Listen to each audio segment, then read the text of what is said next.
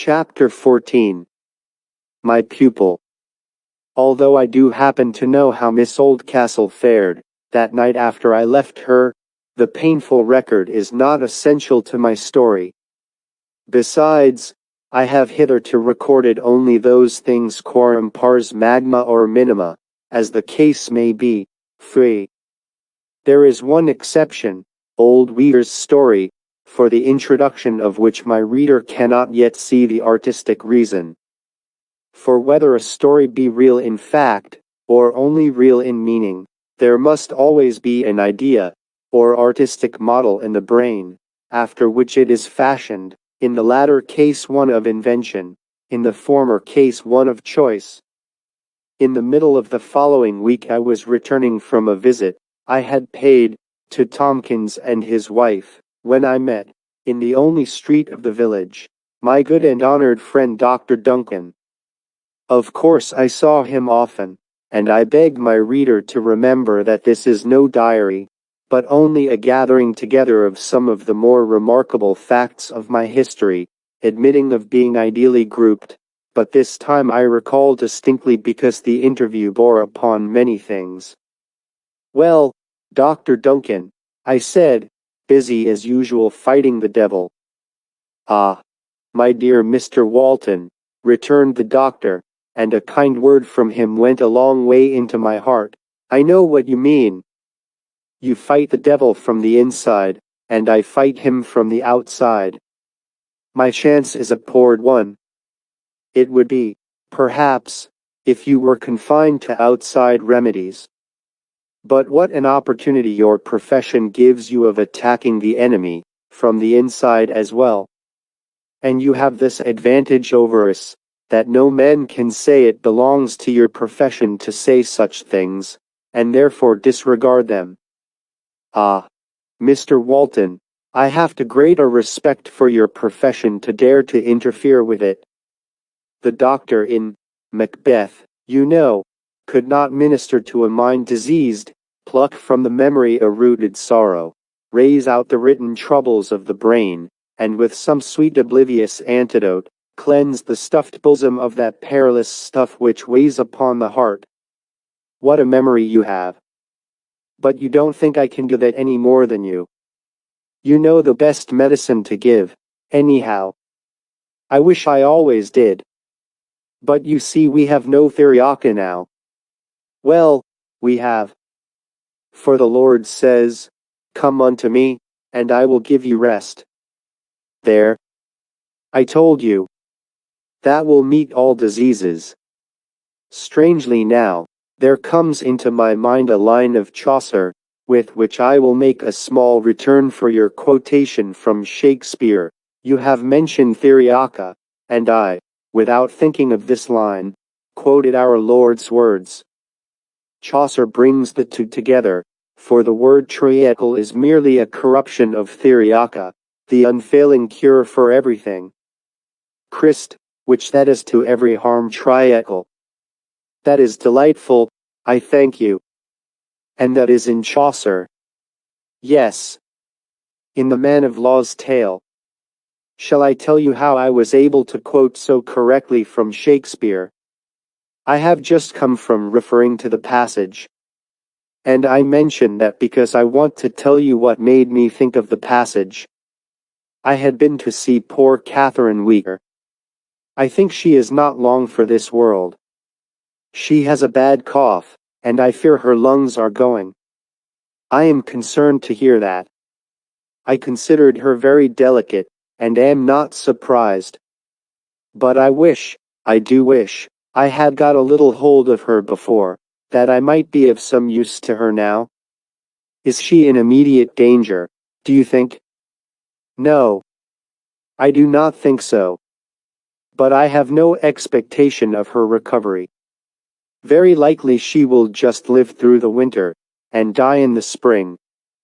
Those patients so often go as the flowers come.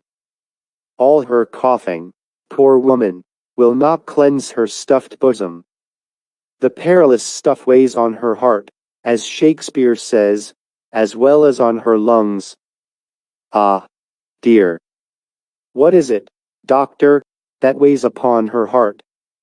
Is it shame, or what is it? For she is so uncommunicative that I hardly know anything at all about her yet. I cannot tell.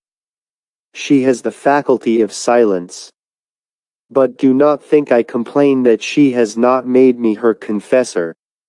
I only mean that if she would talk at all, one would have a chance of knowing something of the state of her mind, and so might give her some help. Perhaps she will break down all at once, and open her mind to you. I have not told her she is dying. I think a medical man ought at least to be quite sure before he dares to say such a thing. I have known a long life injured, to human view at least, by the medical verdict in youth of ever imminent death. Certainly one has no right to say what God is going to do with anyone till he knows it beyond a doubt. Illness has its own peculiar mission, independent of any association with coming death, and may often work better when mingled with the hope of life. I mean, we must take care of presumption when we measure God's plans by our theories. But could you not suggest something, Dr. Duncan, to guide me in trying to do my duty by her? I cannot. You see, you don't know what she is thinking, and till you know that, I presume you will agree with me that all is an aim in the dark. How can I prescribe, without some diagnosis? It is just one of those few cases, in which one would like to have the authority of the Catholic priests to urge confession with. I do not think anything will save her life, as we say, but you have taught some of us to think of the life that belongs to the Spirit as the life, and I do believe confession would do everything for that. Yes, if made to God. But I will grant that communication of one's sorrows or even sins to a wise brother of mankind may help to a deeper confession to the Father in heaven. But I have no wish for authority in the matter. Let us see whether the Spirit of God working in her may not be quite as powerful for a final illumination of her being as the fiat confession of a priest. I have no confidence in forcing in the moral or spiritual garden. A hothouse development must necessarily be a sickly one, rendering the plant unfit for the normal life of the open air. Wait. We must not hurry things. She will perhaps come to me of herself before long. But I will call and inquire after her. We parted, and I went at once to Catherine WEIR's shop. She received me much as usual, which was hardly to be called receiving at all. Perhaps there was a doubtful shadow, not of more cordiality, but of less repulsion in it. Her eyes were full of a stony brilliance, and the flame of the fire that was consuming her glowed upon her cheeks, more brightly, I thought, than ever, but that might be fancy, occasioned by what the doctor had said about her. Her hand trembled, but her demeanor was perfectly calm. I am sorry to hear you are complaining, Miss WEIR, I said. I suppose Dr. Duncan told you so, sir? But I am quite well. I did not send for him. He called of himself, and wanted to persuade me I was ill. I understood that she felt injured by his interference. You should attend to his advice, though. He is a prudent man, and not in the least given to alarming people without cause. She returned no answer. So I tried another subject. What a fine fellow your brother is. Yes, he grows very much. Has your father found another place for him yet? I don't know. My father never tells me about any of his doings. But don't you go and talk to him, sometimes? No. He does not care to see me. I am going there now. Will you come with me? Thank you. I never go where I am not wanted. But it is not right that father and daughter should live as you do. Suppose he may not have been so kind to you as he ought, You should not cherish resentment against him for it. That only makes matters worse, you know. I never said to human being that he had been unkind to me. And yet you let every person in the village know it. How? Her eye had no longer the stony glitter. It flashed now. You are never seen together. You scarcely speak when you meet. Neither of you crosses the other's threshold. It is not my fault. It is not all your fault, I know. But do you think you can go to a heaven at last where you will be able to keep apart from each other, he in his house and you in your house, without any sign that it was through this Father on earth that you were born into the world which the Father in heaven redeemed by the gift of his own Son? She was silent, and, after a pause, I went on. I believe, in my heart, that you love your Father. I could not believe otherwise of you. And you will never be happy till you have made it up with him. Have you done him no wrong? At these words, her face turned white, with anger. I could see, all but those spots on her cheek bones, which shone out in dreadful contrast, to the deathly paleness of the rest of her face. Then the returning blood surged violently from her heart, and the red spots were lost in one crimson glow. She opened her lips to speak, but apparently changing her mind, turned and walked haughtily out of the shop, and closed the door behind her.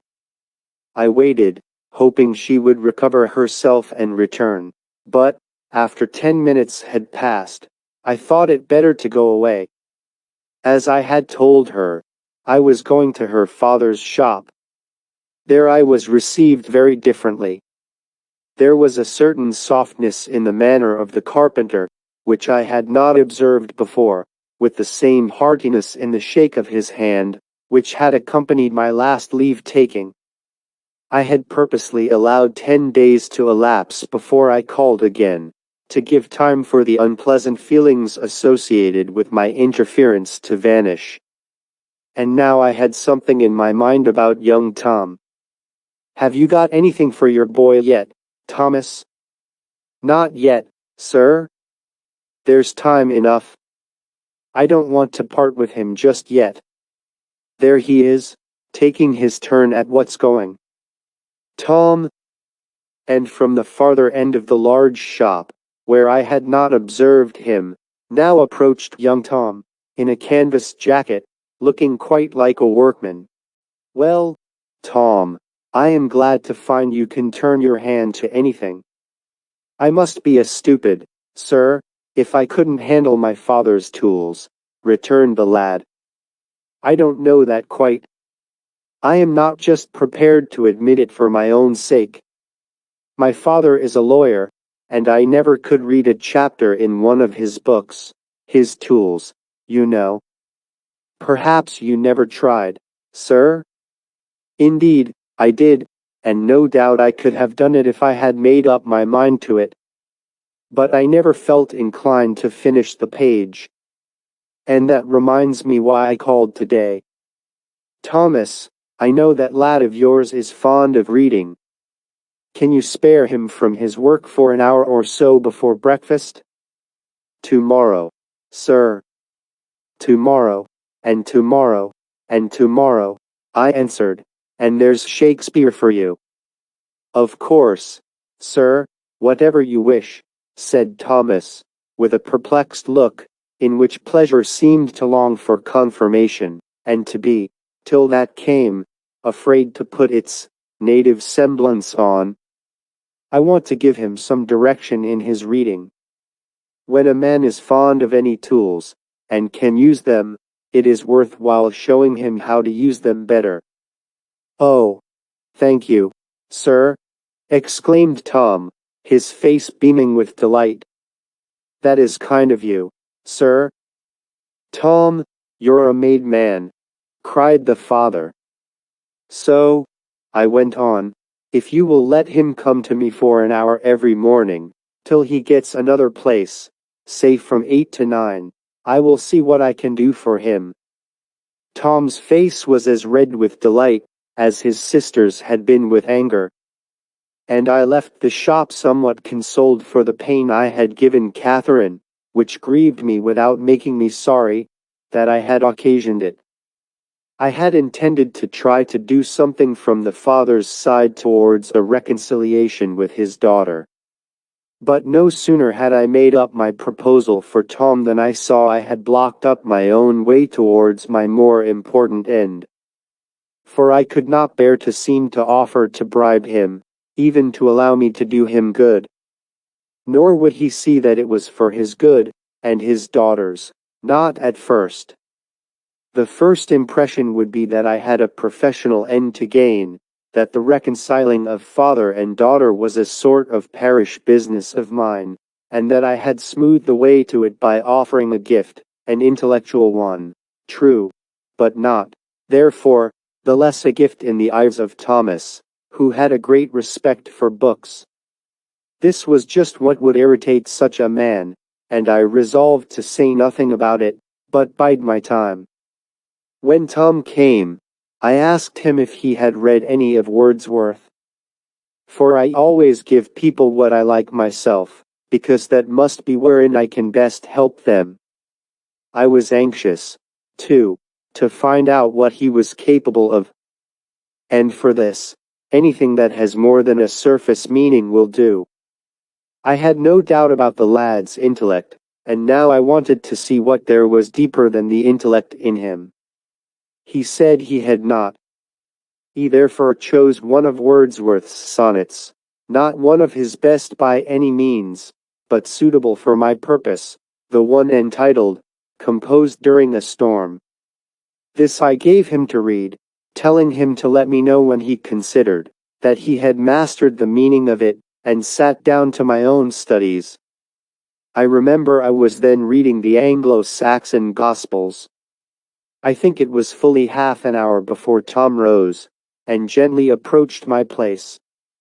I had not been uneasy about the experiment after 10 minutes had passed, and after that time was doubled, I felt certain of some measure of success.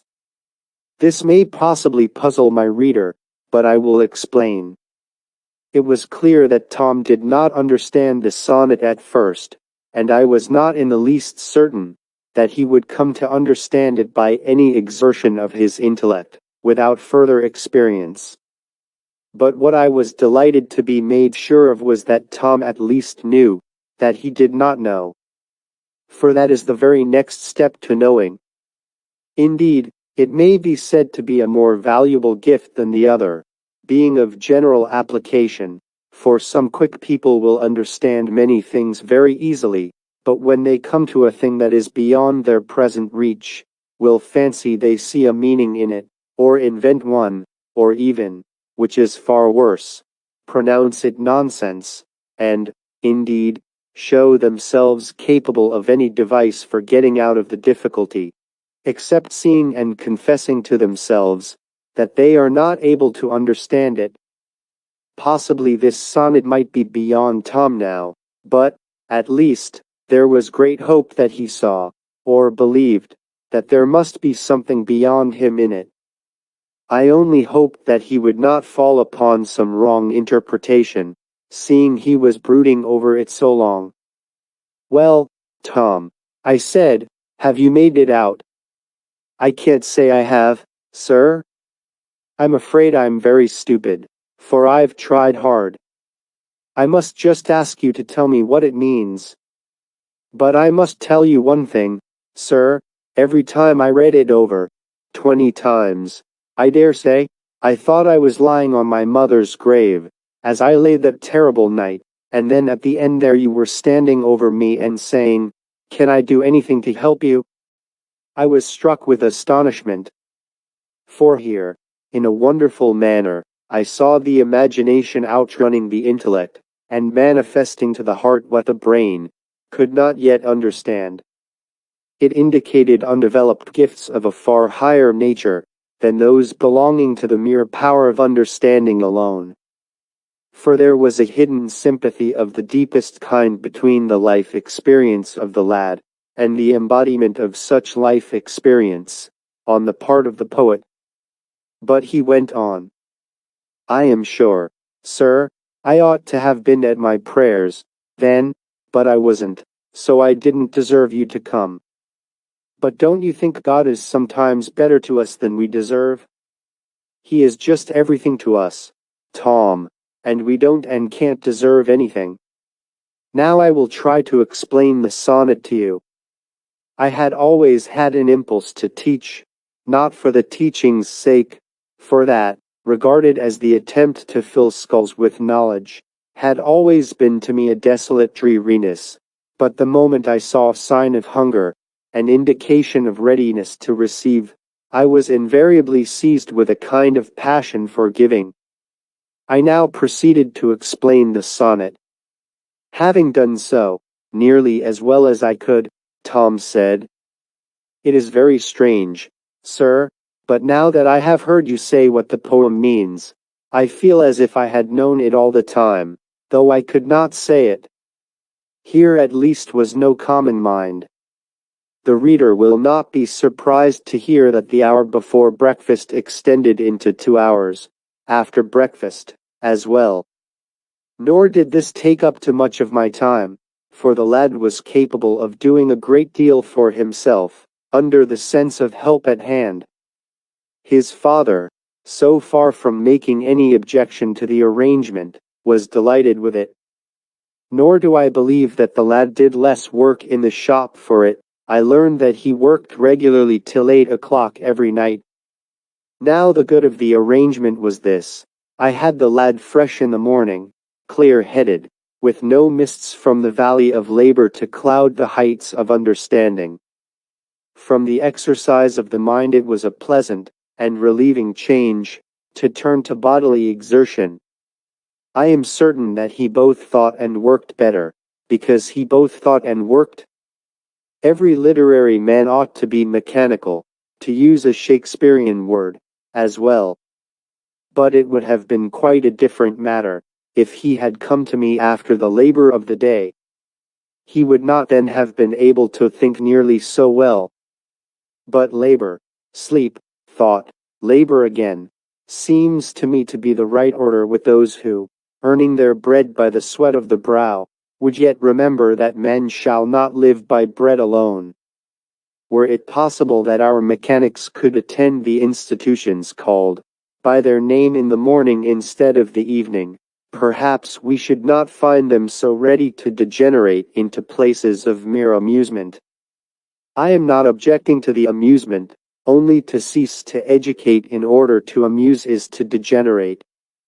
Amusement is a good and sacred thing, but it is not on a par with education, and, indeed, if it does not in any way further the growth of the higher nature, it cannot be called good at all.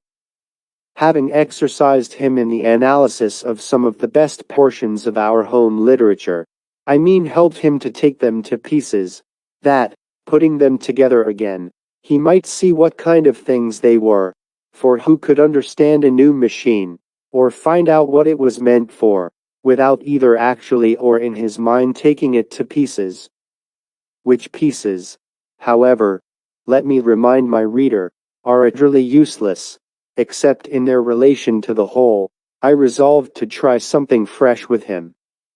At this point I had intended to give my readers a theory of mine, about the teaching and learning of a language, and tell them how I had found the trial of it succeed in the case of Tom WEIR.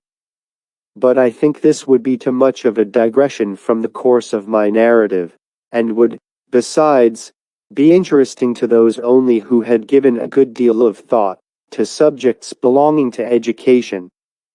I will only say, therefore, that, by the end of 3 months, my pupil, without knowing any other Latin author, was able to read any part of the first book of the Aeneid, to read it tolerably in measure, and to enjoy the poetry of it, and this not without a knowledge of the declensions and conjugations.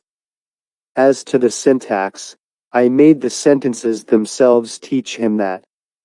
Now I know that, as an end, all this was of no great value, but as a beginning, it was invaluable, for it made and kept him hungry for more, whereas, in most modes of teaching, the beginnings are such that without the pressure of circumstances, no boy, especially after an interval of cessation, will return to them.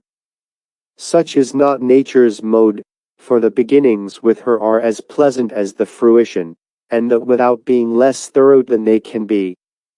The knowledge a child gains of the external world is the foundation upon which all his future philosophy is built. Every discovery he makes is fraught with pleasure. That is the secret of his progress, and the essence of my theory, that learning should, in each individual case, as in the first case, be discovery, bringing its own pleasure with it. Nor is this to be confounded with turning study into play. It is upon the moon itself that the infant speculates, after the moon itself, that he stretches out his eager hands, to find in after years, that he still wants her, but that in science and poetry he has her 1,000-fold more than if she had been handed him down to sick. So, after all, I have bored my reader with a shadow of my theory, instead of a description. After all, again, the description would have plagued him more, and that must be both his and my comfort. So through the whole of that summer and the following winter, I went on teaching Tom WEIR. He was a lad of uncommon ability, else he could not have effected what I say he had within his first 3 months of Latin. Let my theory be not only perfect in itself, but true as well, true to human nature, I mean.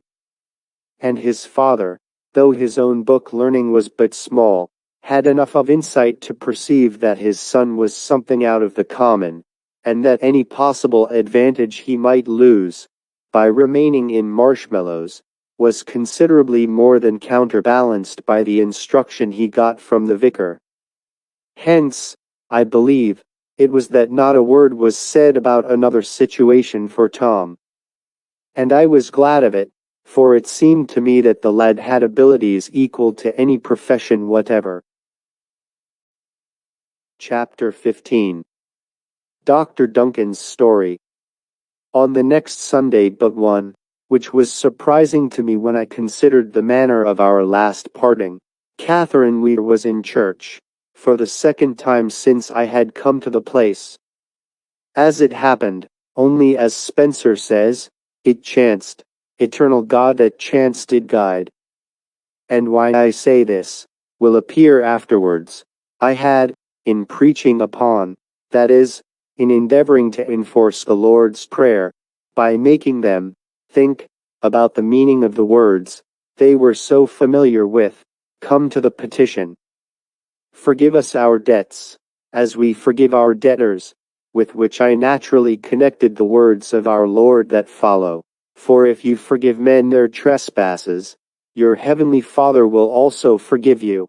But if you forgive not men their trespasses, neither will your Father forgive your trespasses.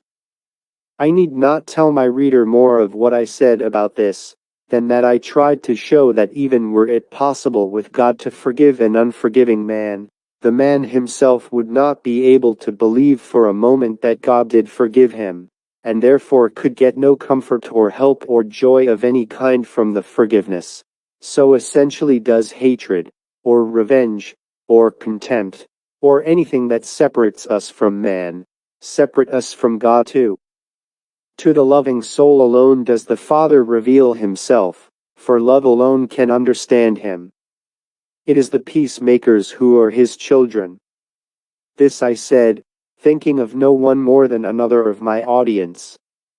But as I closed my sermon, I could not help fancying that Mrs. Oldcastle looked at me with more than her usual fierceness. I forgot all about it, however, for I never seemed to myself to have any hold of, or relation to, that woman. I know I was wrong in being unable to feel my relation to her because I disliked her. But not till years after did I begin to understand how she felt, or recognize in myself a common humanity with her. A sin of my own made me understand her condition. I can hardly explain now, I will tell it when the time comes. When I called upon her next, after the interview last related, she behaved much as if she had forgotten all about it, which was not likely. In the end of the week, after the sermon to which I have alluded, I was passing the hall gate on my usual Saturday's walk, when Judy saw me from within, as she came out of the lodge. She was with me in a moment. "Mr. Walton," she said, "how could you preach at Granny as you did last Sunday?" "I did not preach at anybody, Judy." "Oh, Mr. Walton." "You know I didn't, Judy. You know that if I had, I would not say I had not." "Yes, yes, I know that perfectly," she said, seriously. "But Granny thinks you did." "How do you know that?" "By her face." "That is all, is it? You don't think Granny would say so?" "No. Nor yet that you could know by her face what she was thinking." "Oh. Can't I just?" "I can read her face. Not so well as plain print, but, let me see, as well as what Uncle Stoddart calls black letter, at least. I know she thought you were preaching at her, and her face said, 'I shan't forgive you, anyhow.' I never forgive, and I won't for all your preaching. That's what her face said."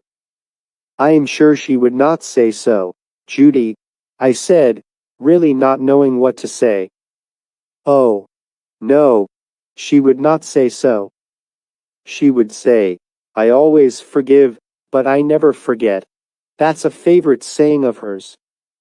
"But, Judy, don't you think it is rather hypocritical of you to say all this to me about your grandmother when she is so kind to you, and you seem such good friends with her?" She looked up in my face with an expression of surprise. "It is all true, Mr. Walton," she said. "Perhaps. But you are saying it behind her back." "I will go home and say it to her face directly." She turned to go. "No, no, Judy. I did not mean that," I said, taking her by the arm. "I won't say you told me to do it. I thought there was no harm in telling you. Granny is kind to me, and I am kind to her. But Granny is afraid of my tongue, and I mean her to be afraid of it. It's the only way to keep her in order. Darling Aunt Winnie. It's all she's got to defend her. If you knew how she treats her sometimes, you would be cross with Granny yourself, Mr. Walton, for all your goodness and your white surplice." And to my yet greater surprise, the wayward girl burst out crying, and, breaking away from me, ran through the gate, and out of sight amongst the trees, without once looking back. I pursued my walk, my meditations somewhat discomposed by the recurring question, would she go home and tell her grandmother what she had said to me? And, if she did, would it not widen the breach upon the opposite side of which I seemed to see Ethelwyn stand, out of the reach of my help? I walked quickly on to reach a stile by means of which I should soon leave the little world of marshmallows quite behind me, and be alone with nature and my Greek Testament. Hearing the sound of horse hoofs on the road from Adishead, I glanced up from my pocket-book, in which I had been looking over the thoughts that had at various moments passed through my mind that week, in order to choose one, or more, if they would go together, to be brooded over today for my people's spiritual diet tomorrow. I say I glanced up from my pocket-book, and saw a young man, that is, if I could call myself young still, of distinguished appearance, approaching upon a good serviceable hack. He turned into my road, and passed me. He was pale, with a dark mustache, and large dark eyes, sat his horse well and carelessly, had fine features of the type commonly considered Grecian, but thin, and expressive chiefly of conscious weariness. He wore a white hat with crape upon it, white gloves, and long, military-looking boots. All this I caught as he passed me, and I remember them, because, looking after him, I saw him stop at the lodge of the hall, ring the bell, and then ride through the gate. I confess I did not quite like this, but I got over the feeling so far as to be able to turn to my testament, when I had reached, and crossed the stile. I came home another way, after one of the most delightful days I had ever spent. Having reached the river in the course of my wandering, I came down the side of it towards old Rogers's cottage, loitering, and looking, quiet in heart, and soul and mind, because I had committed my cares to him who careth for us. The earth was around me, I was rooted, as it were, in it, but the air of a higher life was about me.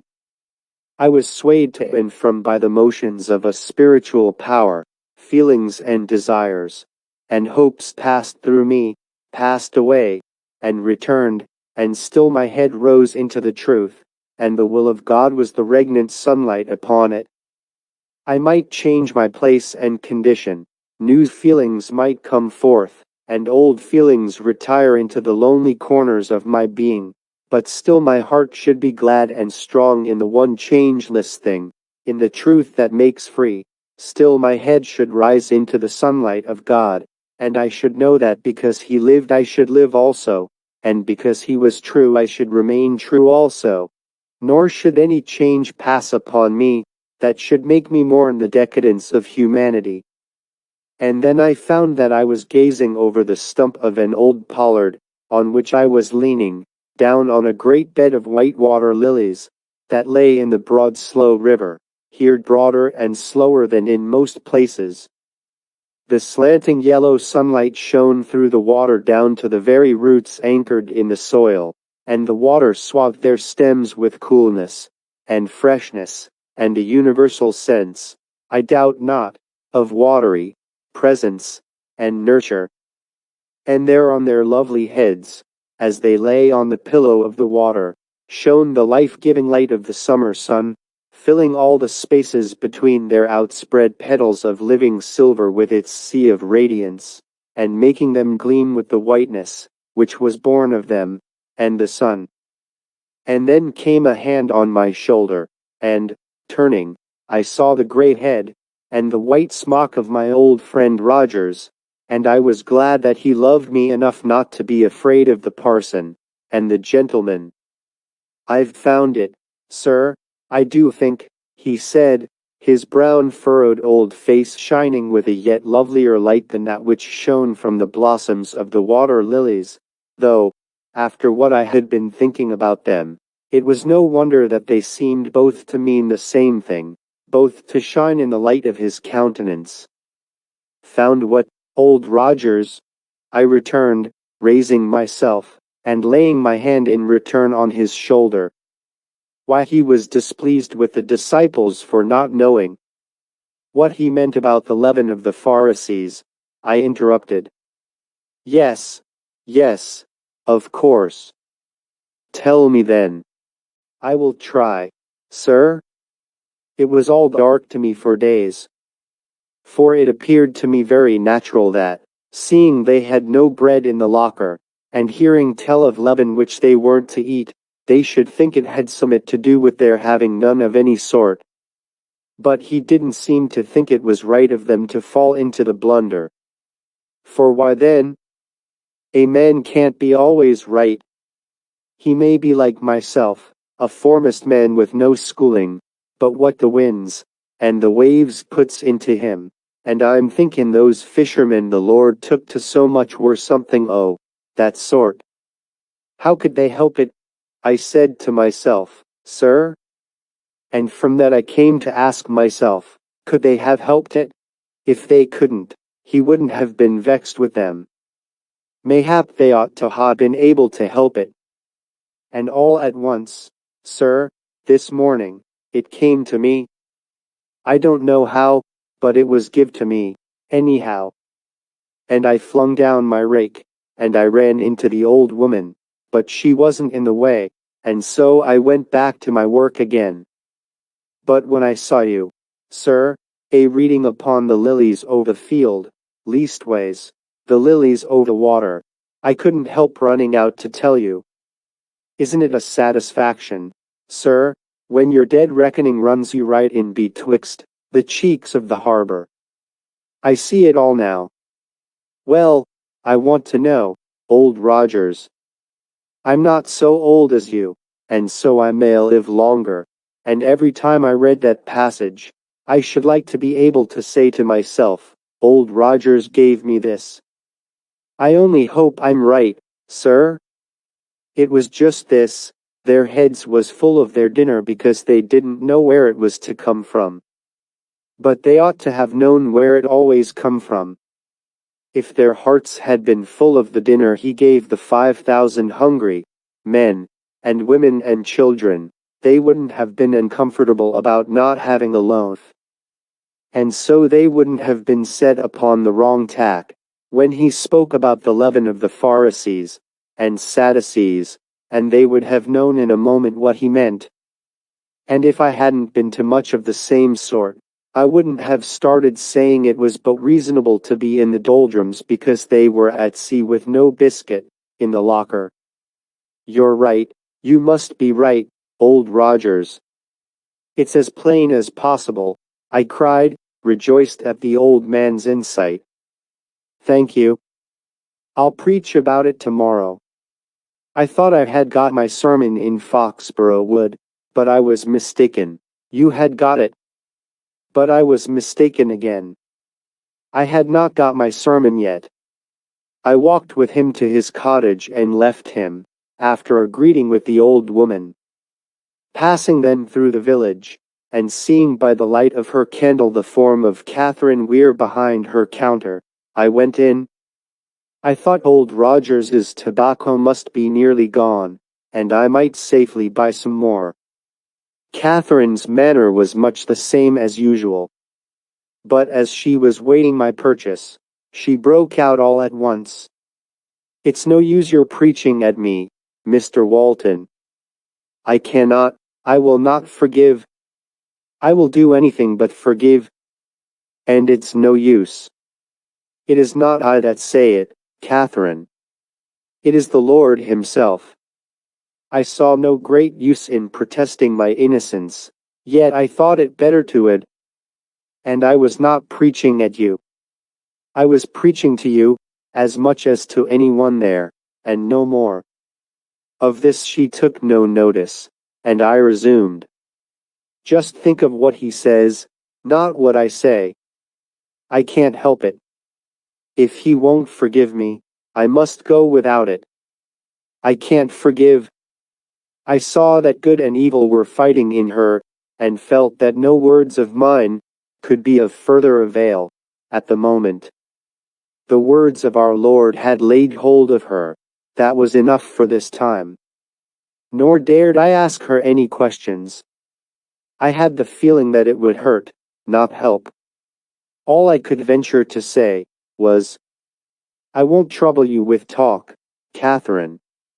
Our Lord wants to talk to you. It is not for me to interfere. But please to remember, if ever you think I can serve you in any way, you have only to send for me. She murmured a mechanical thanks, and handed me my parcel. I paid for it, bade her good night, and left the shop.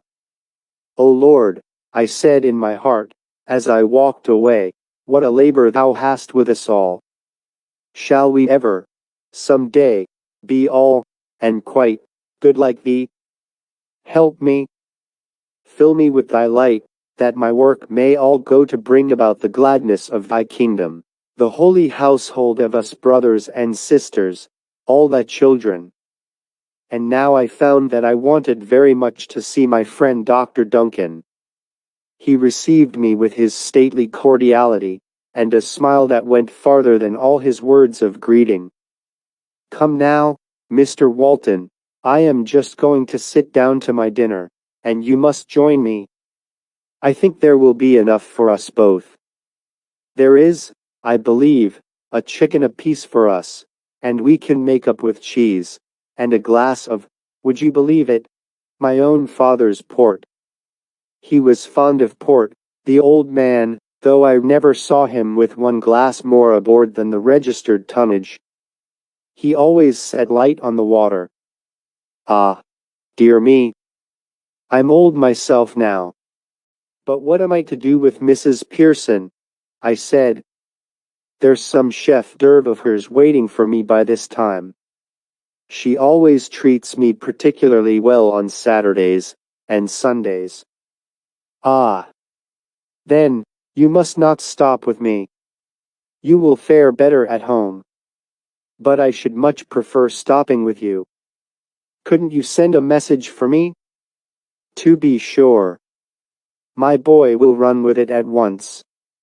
Now, what is the use of writing all this? I do not know. Only that even a tete-a-tete dinner with an old friend, now that I am an old man myself, has such a pearly halo about it in the mists of the past, that every little circumstance connected with it becomes interesting, though it may be quite unworthy of record. So, kind reader, let it stand. We sat down to our dinner, so simple and so well cooked, that it was just what I liked. I wanted very much to tell my friend what had occurred in Catherine's shop, but I would not begin till we were safe from interruption, and so we chatted away concerning many things, he telling me about his seafaring life, and I telling him some of the few remarkable things that had happened to me in the course of my life voyage. There is no man but has met with some remarkable things that other people would like to know, and which would seem stranger to them than they did at the time, to the person to whom they happened. At length I brought our conversation round to my interview with Catherine WEIR. Can you understand, I said, a woman finding it so hard to forgive her own father? Are you sure it is her father? He returned. Surely she has not this feeling towards more than one. That she has it towards her father, I know. I don't know, he answered. I have known resentment preponderate over every other feeling and passion, in the mind of a woman too. I once heard of a good woman who cherished this feeling against a good man because of some distrustful words he had once addressed to herself. She had lived to a great age, and was expressing to her clergyman her desire that God would take her away. She had been waiting a long time. The clergyman, a very shrewd as well as devout man, and not without a touch of humor, said, "Perhaps God doesn't mean to let you die till you've forgiven Mr. B." She was as if struck with a flash of thought, sat silent during the rest of his visit, and when the clergyman called the next day, he found Mr. B and her talking together very quietly over a cup of tea. And she hadn't long to wait after that, I was told, but was gathered to her father's, or went home to her children, whichever is the better phrase. I wish I had had your experience, Dr. Duncan, I said. I have not had so much experience as a general practitioner, because I have been so long at sea. But I am satisfied that until a medical man knows a good deal more about his patient than most medical men give themselves the trouble to find out, his prescriptions will partake a good deal more than is necessary of haphazard. As to this question of obstinate resentment, I know one case in which it is the ruling presence of a woman's life, the very light that is in her is resentment. I think her possessed myself. Tell me something about her. I will. But even to you I will mention no names. Not that I have her confidence in the least. But I think it is better not. I was called to attend a lady at a house where I had never yet been. Was it in? I began, but checked myself. Dr. Duncan smiled and went on without remark. I could see that he told his story with great care, lest, I thought, he should let anything slip that might give a clue to the place, or people. I was led up into an old-fashioned, richly furnished room. A great wood fire burned on the hearth. The bed was surrounded with heavy dark curtains, in which the shadowy remains of bright colors were just visible.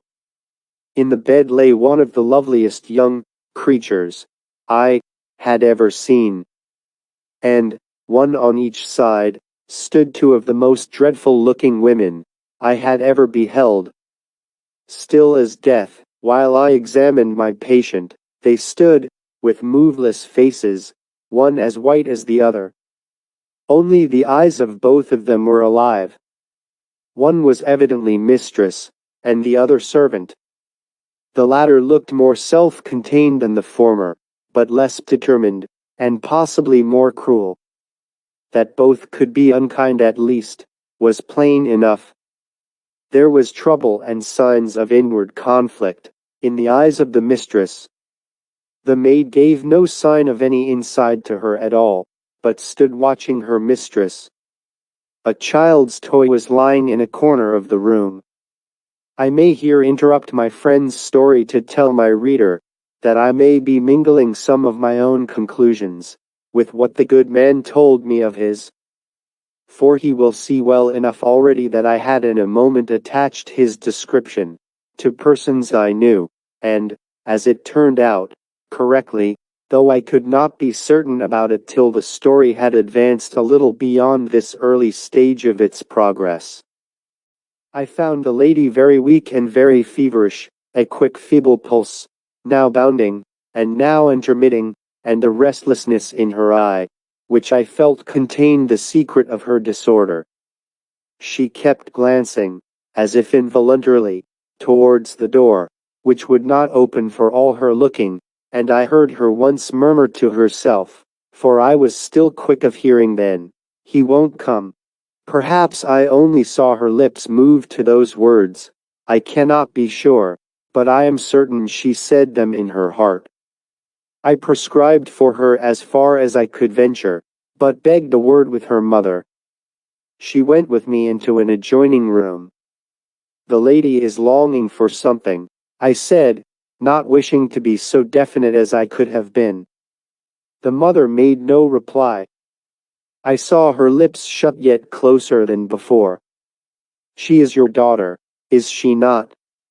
"Yes, very decidedly." "Could you not find out what she wishes?" "Perhaps I could guess." "I do not think I can do her any good till she has what she wants." "Is that your mode of prescribing, doctor?" she said, tartly. "Yes, certainly," I answered, "in the present case." "Is she married?" "Yes." "Has she any children?" "One daughter." "Let her see her, then." "She does not care to see her." "Where is her husband?" "Excuse me, doctor, I did not send for you to ask questions, but to give advice." "And I came to ask questions, in order that I might give advice. Do you think a human being is like a clock, that can be taken to pieces, cleaned, and put together again? My daughter's condition is not a fit subject for jesting." "Certainly not." "Send for her husband, or the undertaker, whichever you please," I said, forgetting my manners and my temper together, for I was more irritable then than I am now, and there was something so repulsive about the woman, that I felt as if I was talking to an evil creature that for her own ends, though what I could not tell, was tormenting the dying lady. "I understood you were a gentleman, of experience and breeding." "I am not in the question, madam." "It is your daughter." "She shall take your prescription." "She must see her husband if it be possible." "It is not possible." "Why?" "I say it is not possible, and that is enough. Good morning." I could say no more at that time. I called the next day. She was just the same, only that I knew she wanted to speak to me, and dared not, because of the presence of the two women. Her troubled eyes seemed searching mine for pity and help, and I could not tell what to do for her. There are, indeed, as some one says, strongholds of injustice and wrong, into which no law can enter to help. One afternoon, about a week after my first visit, I was sitting by her bedside, wondering what could be done to get her out of the clutches of these tormentors, who were, evidently to me, consuming her in the slow fire of her own affections, when I heard a faint noise, a rapid foot in the house so quiet before, her doors open and shut, then a dull sound of conflict of some sort. Presently a quick step came up the oak stair. The face of my patient flushed, and her eyes gleamed as if her soul would come out of them. Weak as she was, she sat up in bed, almost without an effort, and the two women darted from the room, one after the other. "My husband," said the girl, for indeed she was little more in age, turning her face, almost distorted with eagerness, towards me. "Yes, my dear," I said, "I know. But you must be as still as you can, else you will be very ill. Do keep quiet." I will, she gasped, stuffing her pocket handkerchief actually into her mouth to prevent herself from screaming, as if that was what would hurt her. "But go to him. They will murder him." That moment I heard a cry, and what sounded like an articulate imprecation, but both from a woman's voice, and the next, a young man, as fine a fellow as I ever saw, dressed like a gamekeeper, but evidently a gentleman, walked into the room with a quietness that strangely contrasted with the dreadful paleness of his face and with his disordered hair, while the two women followed, as red as he was white, and evidently in fierce wrath from a fruitless struggle with the powerful youth. He walked gently up to his wife, whose outstretched arms and face followed his face, as he came round the bed to where she was at the other side, till arms, and face, and head, fell into his embrace.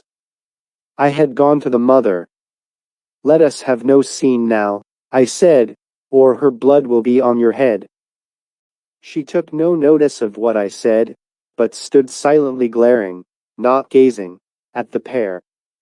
I feared an outburst, and had resolved, if it came, to carry her at once from the room, which I was quite able to do then, Mr. Walton, though I don't look like it now. But in a moment more the young man, becoming uneasy at the motionlessness of his wife, lifted up her head, and glanced in her face. Seeing the look of terror in his, I hastened to him, and lifting her from him, laid her down, dead. Disease of the heart, I believe.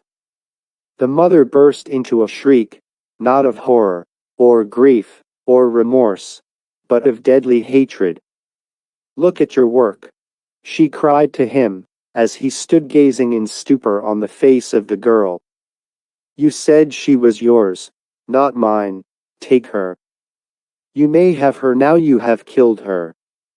He may have killed her, but you have murdered her, madam," I said, as I took the man by the arm, and led him away, yielding like a child.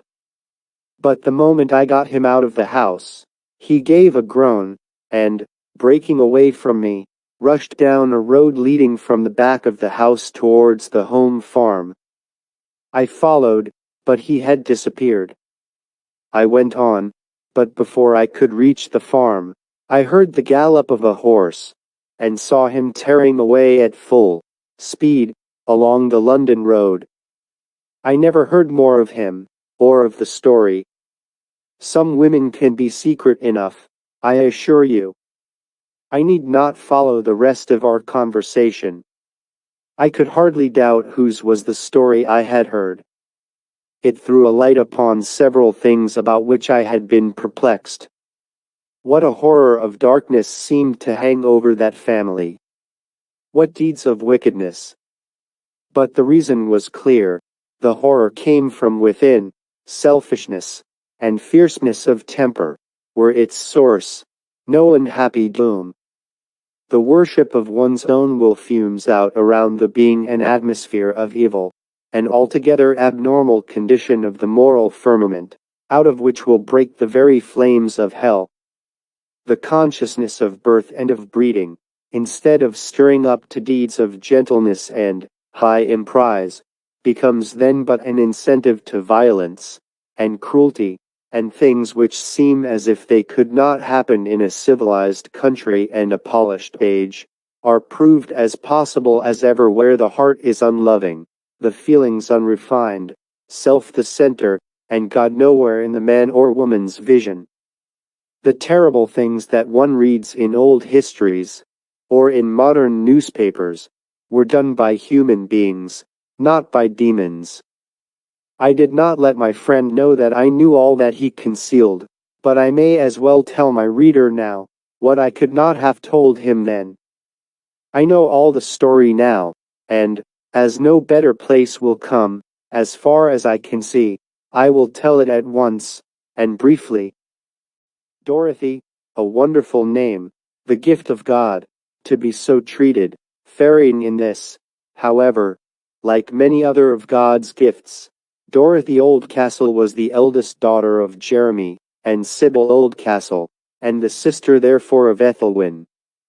Her father, who was an easygoing man, entirely under the dominion of his wife, died when she was about 15, and her mother sent her to school, with a special recommendation to the care of a clergyman in the neighborhood, whom Mrs. Oldcastle knew, for, somehow, and the fact is not so unusual as to justify a special inquiry here, though she paid no attention to what our Lord or his apostles said, nor indeed seemed to care to ask herself if what she did was right, or what she accepted, I cannot say believed, was true. She had yet a certain, to me all but incomprehensible, leaning to the clergy. I think it belongs to the same kind of superstition which many of our own day are turning to. Offered the Spirit of God for the asking, offered it by the Lord himself, in the misery of their unbelief they betake themselves to necromancy instead, and raise the dead to ask their advice, and follow it, and will find some day that Satan had not forgotten how to dress like an angel of light. Nay, he can be more cunning with the demands of the time. We are clever, he will be cleverer. Why should he dress and not speak like an angel of light? Why should he not give good advice if that will help to withdraw people by degrees from regarding the source of all good? He knows well enough that good advice goes for little, but that what fills the heart and mind goes for much. What religion is there in being convinced of a future state? Is that to worship God? It is no more religion than the belief that the sun will rise tomorrow is religion. It may be a source of happiness to those who could not believe it before, but it is not religion. Where religion comes, that will certainly be likewise, but the one is not the other. The devil can afford a kind of conviction of that. It costs him little. But to believe that the spirits of the departed are the mediators between God and us is essential paganism, to call it nothing worse, and a bad enough name to since Christ has come, and we have heard and seen the only begotten of the Father. Thus the instinctive desire for the wonderful, the need we have of a revelation from above us, denied its proper food and nourishment, turns in its hunger to feed upon garbage. As a devout German says, I do not quote him quite correctly, where God rules not, demons will. Let us once see with our spiritual eyes the wonderful, the counselor, and surely we shall not turn from him to seek elsewhere the treasures of wisdom and knowledge.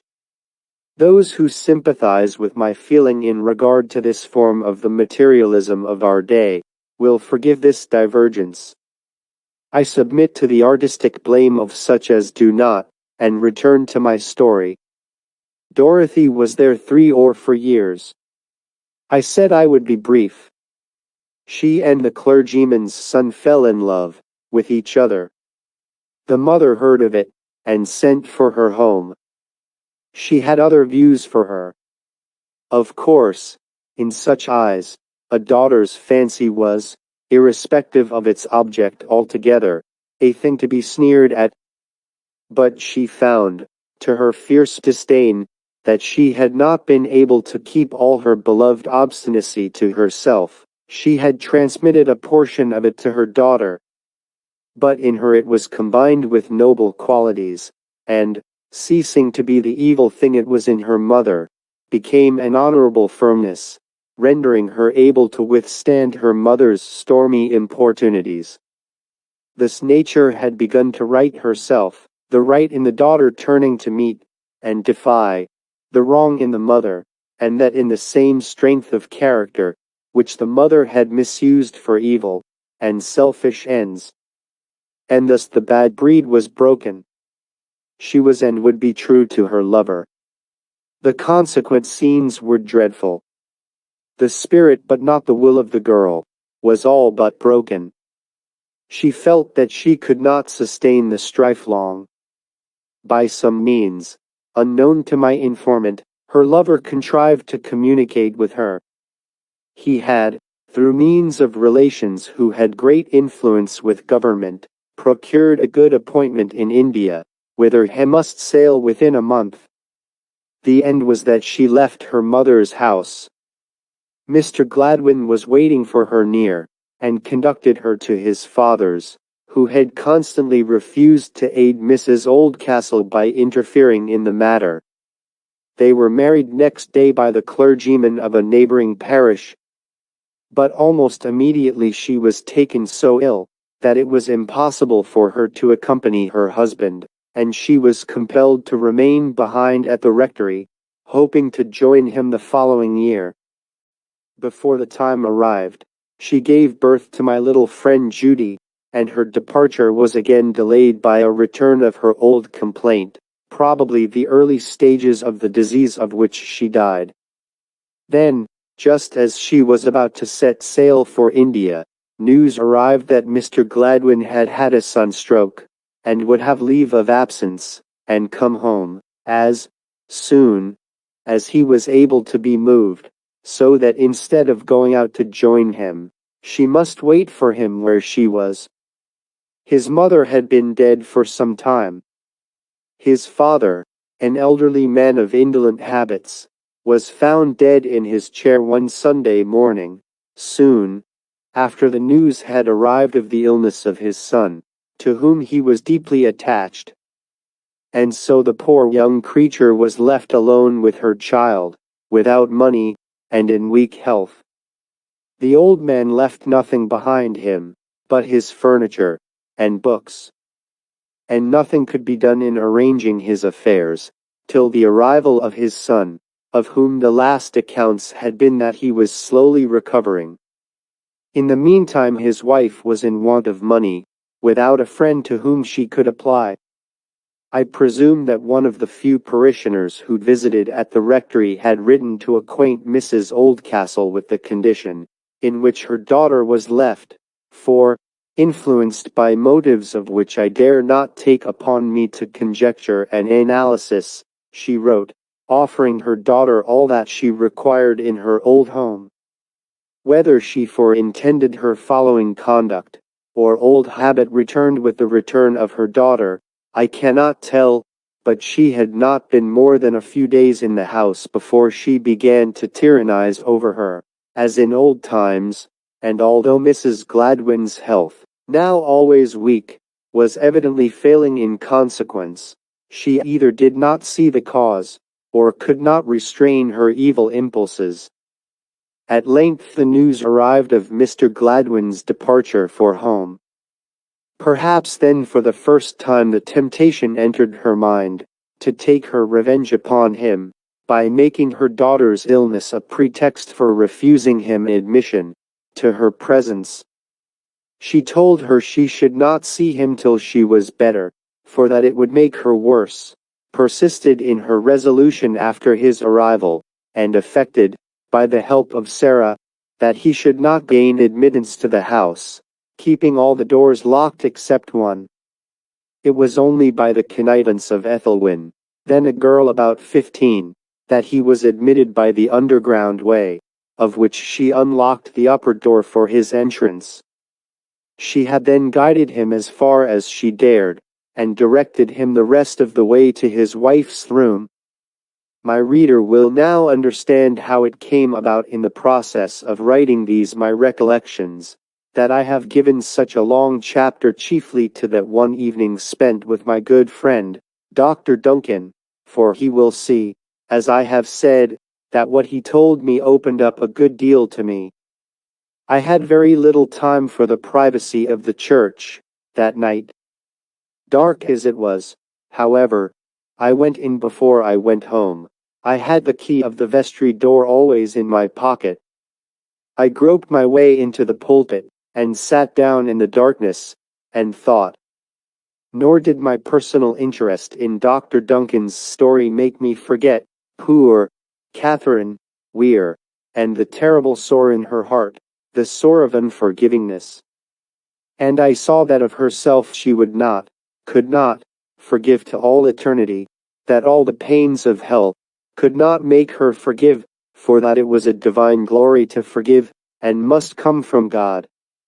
And thinking of Mrs. Oldcastle, I saw that in ourselves we could be sure of no safety, not from the worst and vilest sins, for who could tell how he might not stupefy himself by degrees, and by one action after another, each a little worse than the former, till the very fires of Sinai would not flash into eyes blinded with the incense arising to the golden calf of his worship.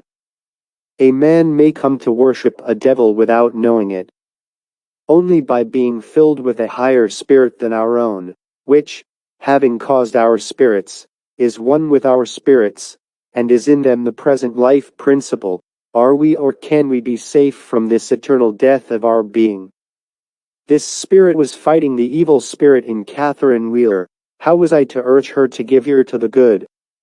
If we would but side with God, the forces of self, deserted by their leader, must soon quit the field, and the woman, the kingdom within her no longer torn by conflicting forces, would sit quiet at the feet of the Master, reposing in that rest which he offered to those who could come to him.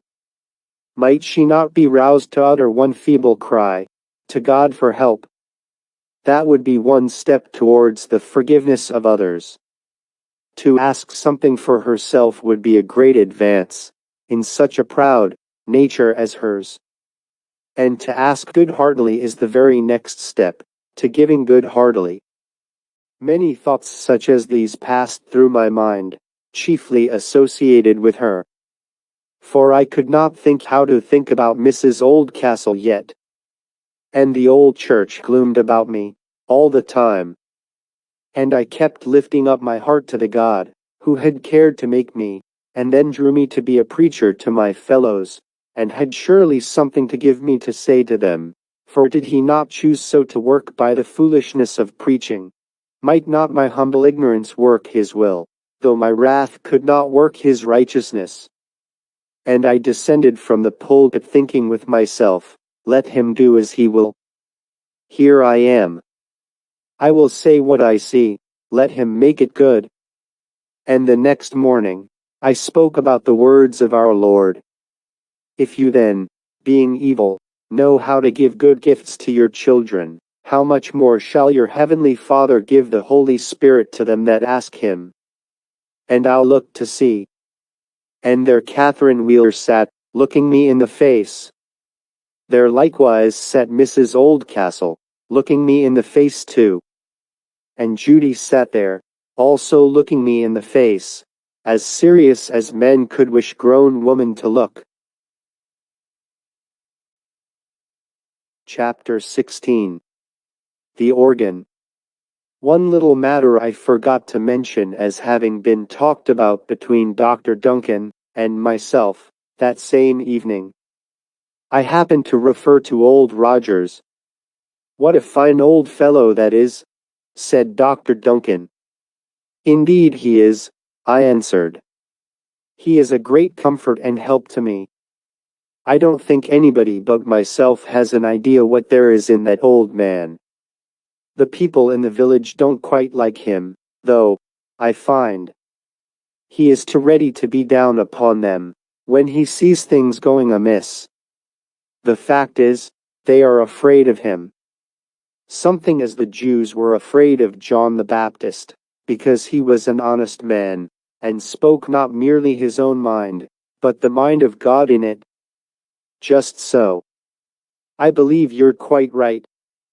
Do you know, the other day, happening to go into WEIR's shop to get him to do a job for me, I found him and old Rogers at close quarters, in an argument.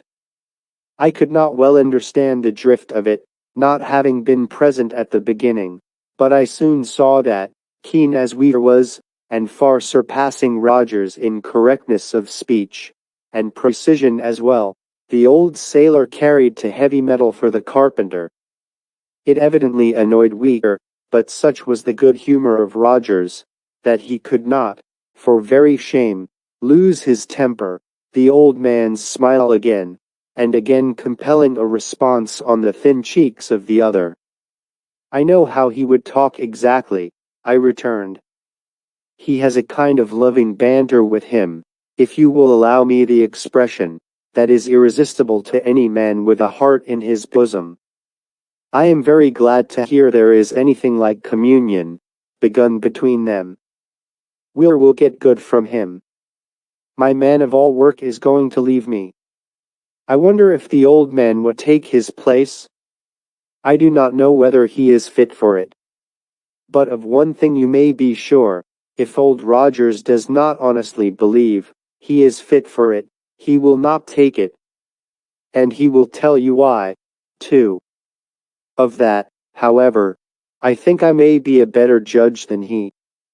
There is nothing to which a good sailor cannot turn his hand, whatever he may think himself. You see, Mr. Walton, it is not like a routine trade. Things are never twice the same at sea. The sailor has 1,000 chances of using his judgment, if he has any to use, and that old Rogers has in no common degree. So I should have no fear of him.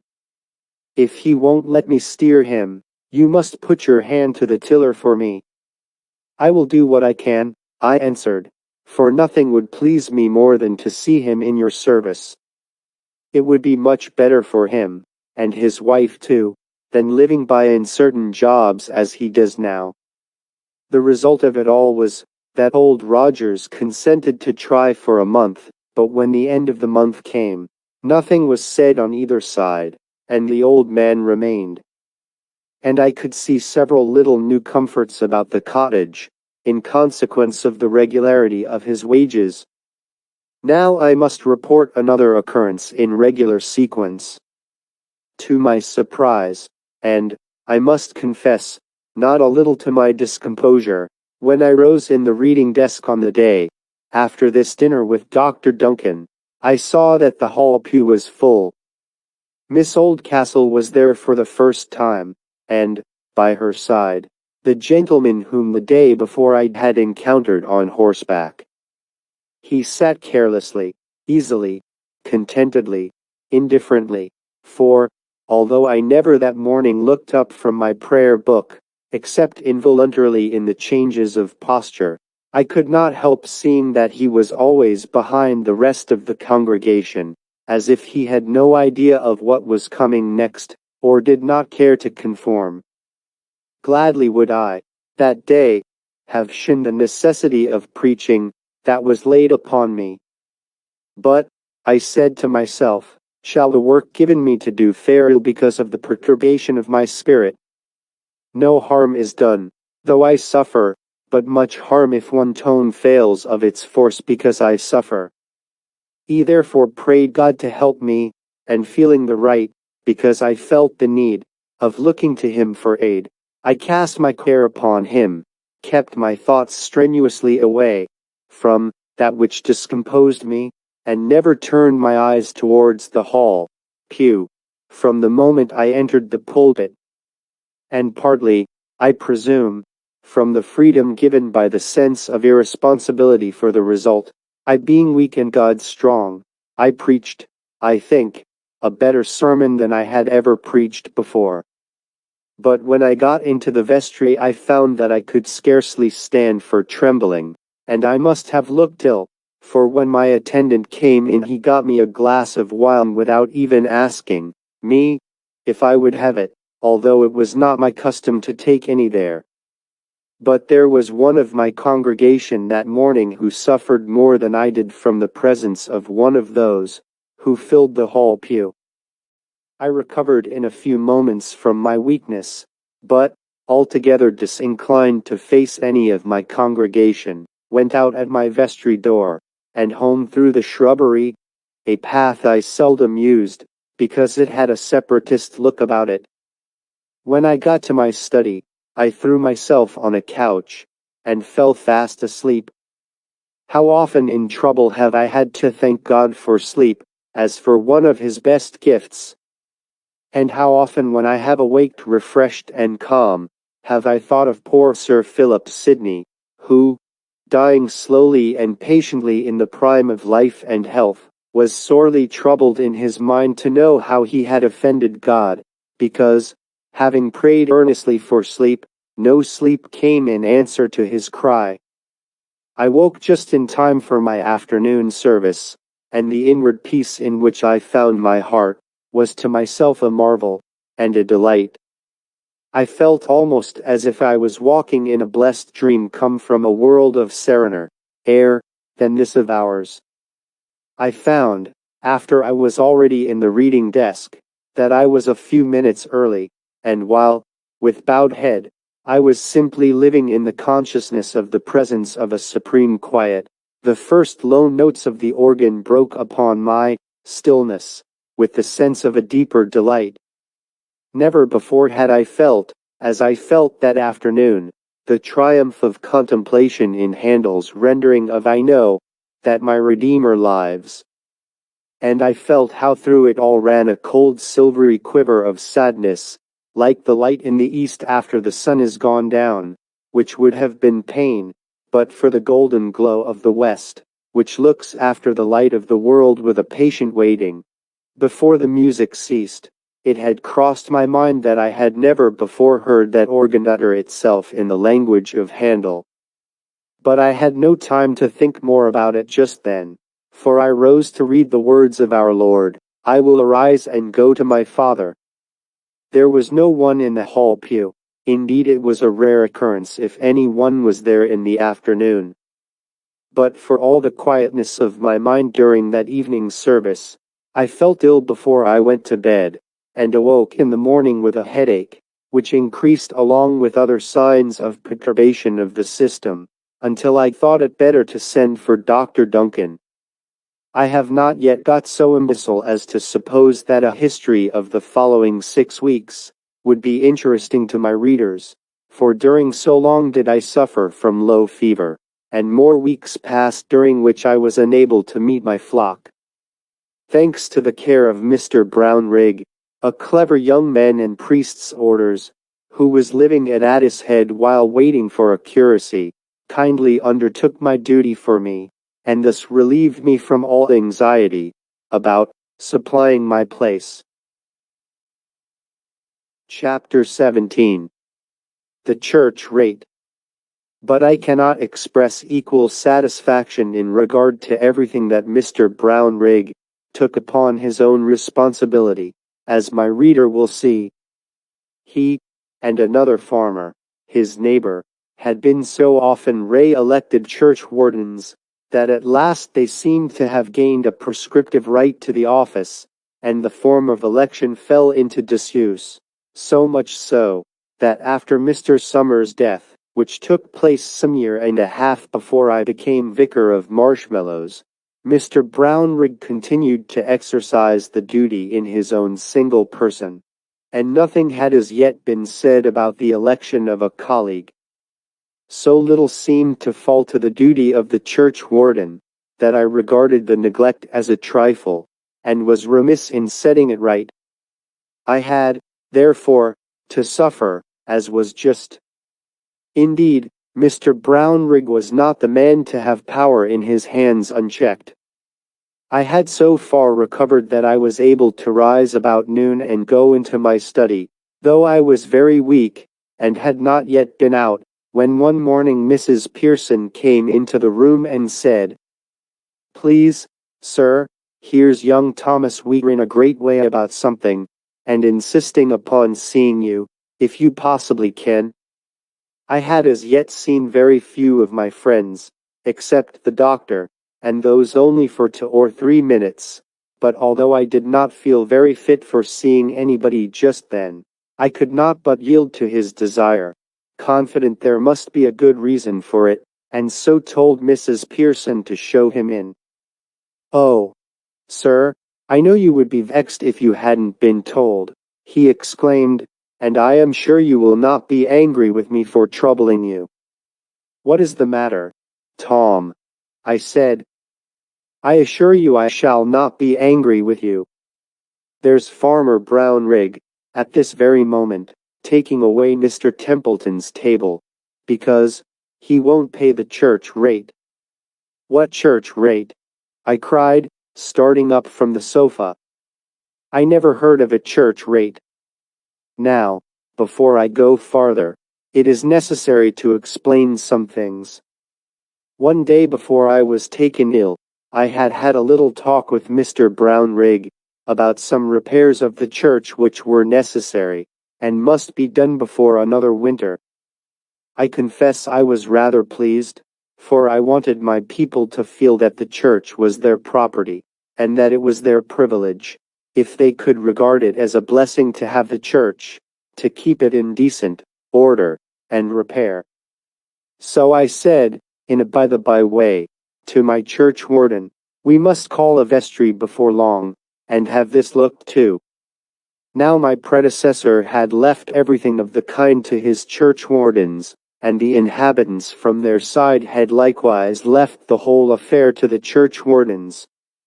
But Mr. Brownrigg, who, I must say, had taken more pains than might have been expected of him to make himself acquainted with the legalities of his office, did not fail to call a vestry, to which, as usual, no one had responded, whereupon he imposed a rate according to his own unaided judgment. This, I believe, he did during my illness, with the notion of pleasing me by the discovery that the repairs had been already effected according to my mind. Nor did any one of my congregation throw the least difficulty in the churchwarden's way, and now, I must refer to another circumstance in the history of my parish. I think I have already alluded to the fact that there were dissenters in Marshmallows. There was a little chapel down a lane leading from the main street of the village, in which there was service 3 times every Sunday. People came to it from many parts of the parish, amongst whom were the families of 2 or 3 farmers of substance, while the village and its neighborhood contributed a portion of the poorest of the inhabitants. A year or two before I came, their minister died, and they had chosen another, a very worthy man, of considerable erudition, but of extreme views, as I heard, upon insignificant points, and moved by a great dislike to national churches and episcopacy. This, I say, is what I had made out about him from what I had heard, and my reader will very probably be inclined to ask, "But why, with principles such as yours, should you have only hearsay to go upon? Why did you not make the honest man's acquaintance? In such a small place, men should not keep each other at arm's length." And any reader who says so, will say right. All I have to suggest for myself is simply a certain shyness, for which I cannot entirely account, but which was partly made up of fear to intrude, or of being supposed to arrogate to myself the right of making advances, partly of a dread lest we should not be able to get on together, and so the attempt should result in something unpleasantly awkward. I dare say, likewise, that the natural shelliness of the English had something to do with it. At all events, I had not made his acquaintance. Mr. Templeton, then, had refused, as a point of conscience, to pay the church rate when the collector went around to demand it, had been summoned before a magistrate in consequence, had suffered a default, and, proceedings being pushed from the first in all the pride of Mr. Brownrigg's legality, had on this very day been visited by the church warden, accompanied by a broker from the neighboring town of Adishead, and at the very time when I was hearing of the fact was suffering distraint of his goods. The porcine head of the church warden was not on his shoulders by accident, nor without significance. But I did not wait to understand all this now. It was enough for me that Tom bore witness to the fact that at that moment proceedings were thus driven to extremity. I rang the bell for my boots, and, to the open-mouthed dismay of Mrs. Pearson, left the vicarage leaning on Tom's arm. But such was the commotion in my mind, that I had become quite unconscious of illness, or even feebleness. Hurrying on in more terror than I can well express lest I should be too late, I reached Mr. Templeton's house, just as a small mahogany table was being hoisted into a spring cart which stood at the door. Breathless with haste, I was yet able to call out, "Put the table down directly." At the same moment Mr. Brownrigg appeared, from within the door. He approached with the self-satisfied look of a man who has done his duty, and is proud of it. I think he had not heard me. "You see I'm prompt, Mr. Walton," he said. "But, bless my soul, how will you look?" Without answering him, for I was more angry with him than I ought to have been, I repeated, "Put that table down, I tell you." They did so. "Now," I said, "carry it back into the house." "Why, sir," interposed Mr. Brownrigg, "it's all right." "Yes," I said, "as right as the devil would have it. I assure you, sir, I have done everything according to law." "I'm not so sure of that. I believe I had the right to be chairman at the vestry meeting, but, instead of even letting me know, you took advantage of my illness to hurry on matters, to this shameful and wicked excess. I did the poor man wrong in this, for I believe he had hurried things really to please me." His face had lengthened considerably by this time, and its rubicund hue declined. "I did not think you would stand upon ceremony about it, sir. You never seemed to care for business. If you talk about legality, so will I. Certainly you don't stand upon ceremony. I didn't expect you would turn against your own churchwarden in the execution of his duty, sir," he said in an offended tone. "It's bad enough to have a meeting house in the place, without one's own parson siding with the other parson, as won't pay a lawful church rate. I would have paid the church rate for the whole parish 10 times over, before such a thing should have happened. I feel so disgraced, I am ashamed to look Mr. Templeton in the face." "Carry that table into the house again, directly." "It's my property, now," interposed the broker. "I've bought it of the church warden, and paid for it." I turned to Mr. Brownrigg. "How much did he give you for it?" I asked.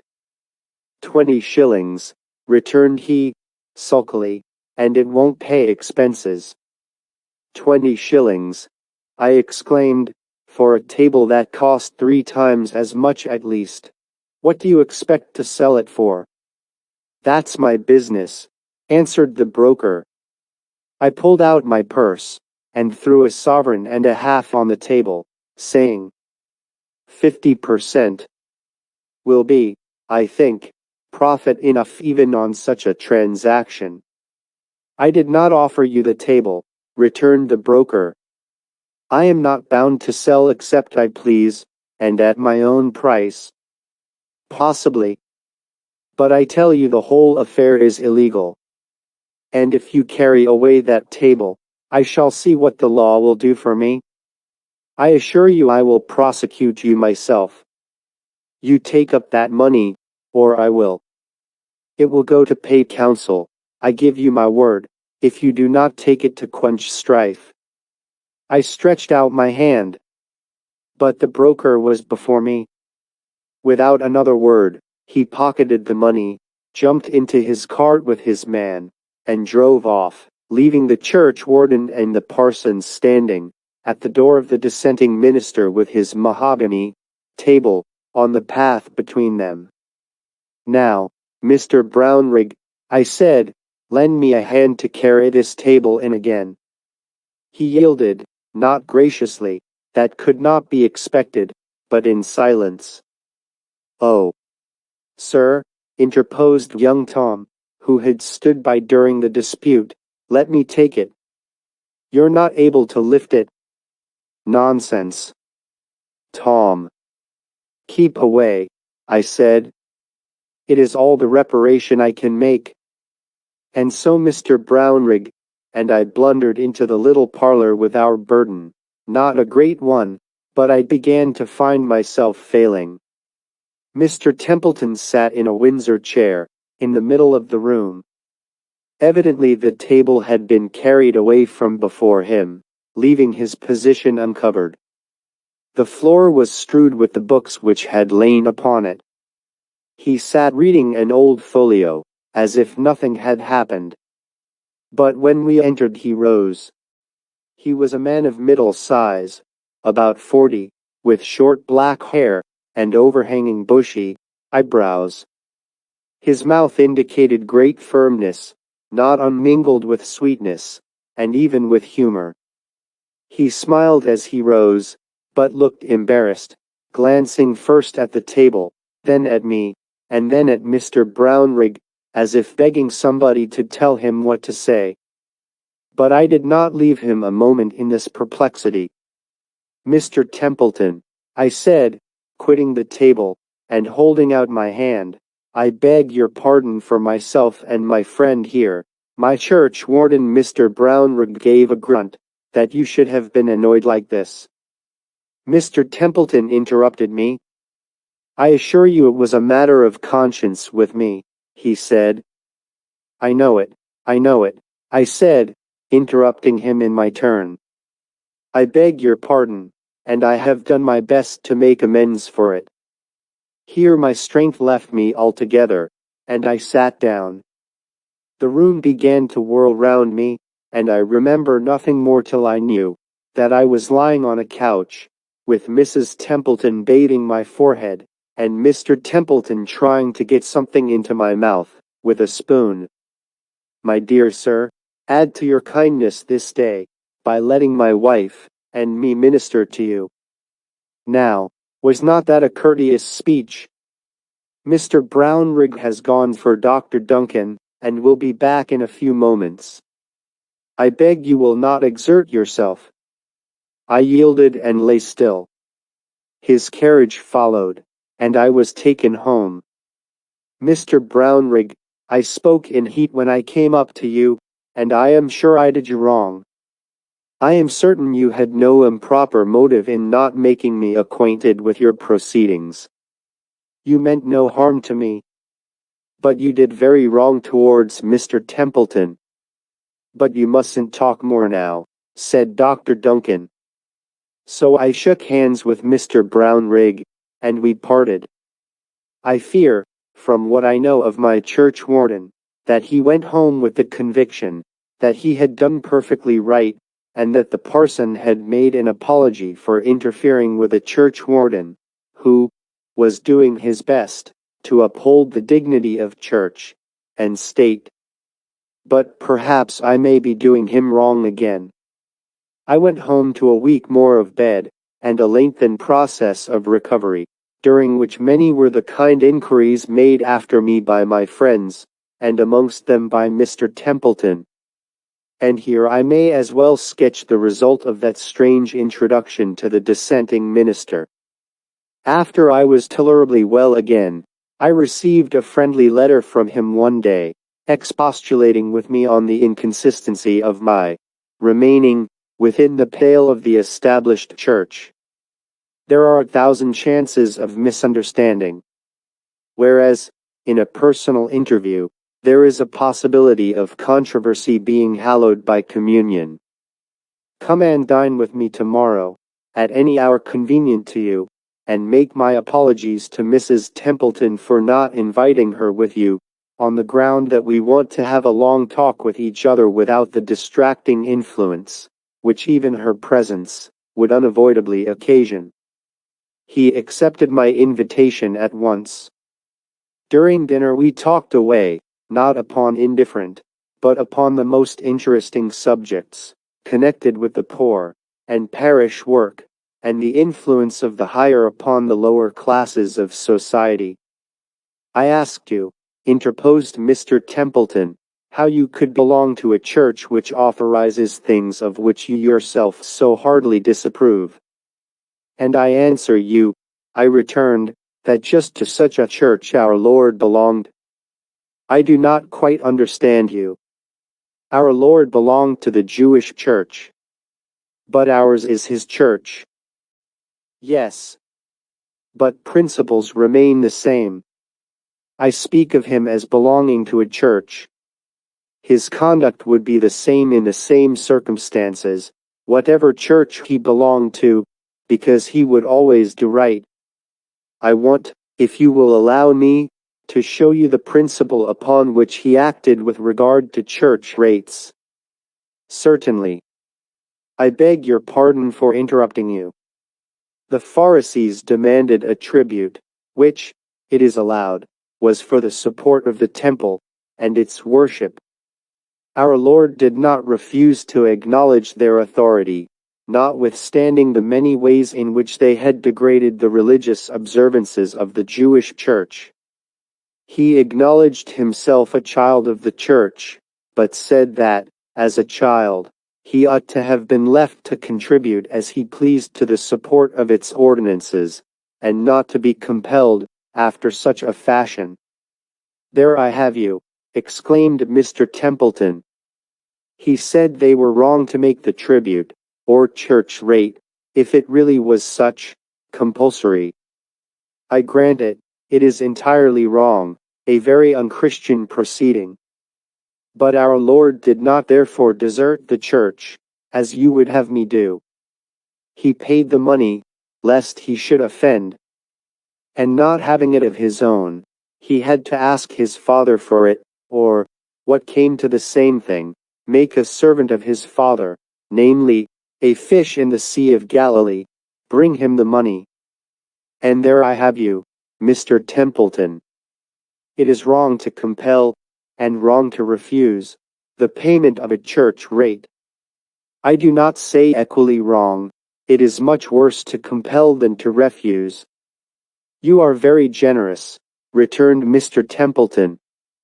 May I hope that you will do me the credit to believe that if I saw clearly that they were the same thing, I would not hesitate a moment to follow our Lord's example. I believe it perfectly. Therefore, however we may differ, we are in reality at no strife. But is there not this difference, that our Lord was, as you say, a child of the Jewish church, which was indubitably established by God? Now, if I cannot conscientiously belong to the so-called English church, why should I have to pay church rate or tribute? Shall I tell you the argument the English church might then use? The church might say, then you are a stranger, and no child, therefore, like the kings of the earth, we may take tribute of you. So you see it would come to this, that dissenters alone should be compelled to pay church rates. We both laughed at this pushing of the argument to a legitimate conclusions. Then I resumed. But the real argument is that not for such faults should we separate from each other, not for such faults, or any faults, so long as it is the repository of the truth, should you separate from the church. I will yield the point when you can show me the same ground, for believing the Church of England the national church, appointed such by God, that I can show you, and you know already, for receiving the Jewish Church as the appointment of God.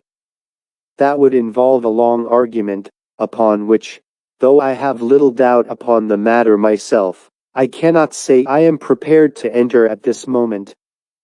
Meantime, I would just ask you whether you are not sufficiently a child of the Church of England, having received from it 1,000 influences for good, if in no other way, yet through your fathers, to find it no great hardship, and not very unreasonable, to pay a trifle to keep in repair one of the tabernacles in which our forefathers worshipped together, if, as I hope you will allow, in some imperfect measure God is worshipped, and the truth is preached in it. Most willingly would I pay the money. I object simply because the rate is compulsory. And therein you have our Lord's example to the contrary. A silence followed, for I had to deal with an honest man, who was thinking. I resumed.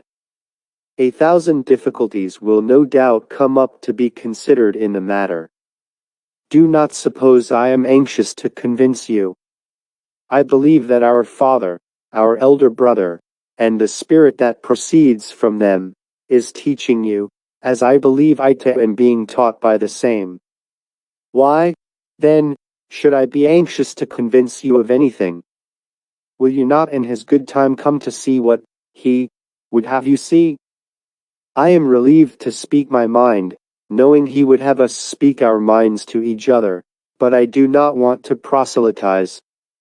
If you change your mind, you will probably do so on different grounds from any I give you, on grounds which show themselves in the course of your own search, after the foundations of truth in regard perhaps, to some other question altogether. Again a silence followed. Then Mr. Templeton spoke. Don't think I am satisfied, he said, because I don't choose to say anything more till I have thought about it. I think you are wrong in your conclusions about the Church, though surely you are right in thinking we ought to have patience with each other. And now tell me true, Mr. Walton, I'm a blunt kind of man, descended from an old Puritan, one of Cromwell's Ironsides, I believe, and I haven't been to a university like you, but I'm no fool either, I hope. Don't be offended at my question, wouldn't you be glad to see me out of your parish now? I began to speak, but he went on. Don't you regard me as an interloper now, one who has no right to speak because he does not belong to the Church? God forbid, I answered. If a word of mine would make you leave my parish tomorrow, I dare not say it. I do not want to incur the rebuke of our Lord, for surely the words forbid him not involved some rebuke. Would it not be a fearful thing that one soul, because of a deed of mine, should receive a less portion of elevation, or comfort in his journey, towards his home? Are there not countless modes of saying the truth?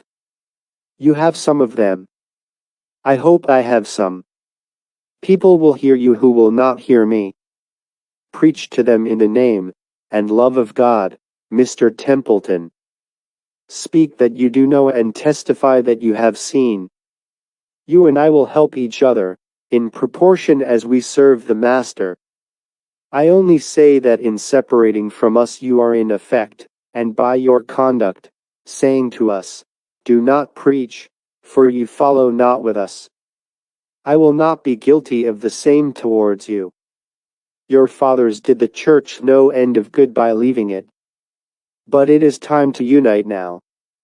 Once more followed a silence. If people could only meet, and look each other in the face, said Mr. Templeton at length, they might find there was not such a gulf between them as they had fancied. And so we parted. Now I do not write all this for the sake of the church rate question. I write it to commemorate the spirit in which Mr. Templeton met me. For it is of consequence that to men who love their master should recognize, each, that the other does so, and thereupon, if not before, should cease to be estranged because of difference of opinion, which surely, inevitable as offense, does not involve the same denunciation of woke. After this, Mr. Templeton and I found some opportunities of helping each other.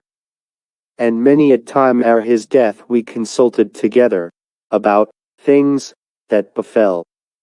Once he came to me about a legal difficulty in connection with the deed of trust of his chapel, and although I could not help him myself, I directed him to such help as was thorough, and cost him nothing.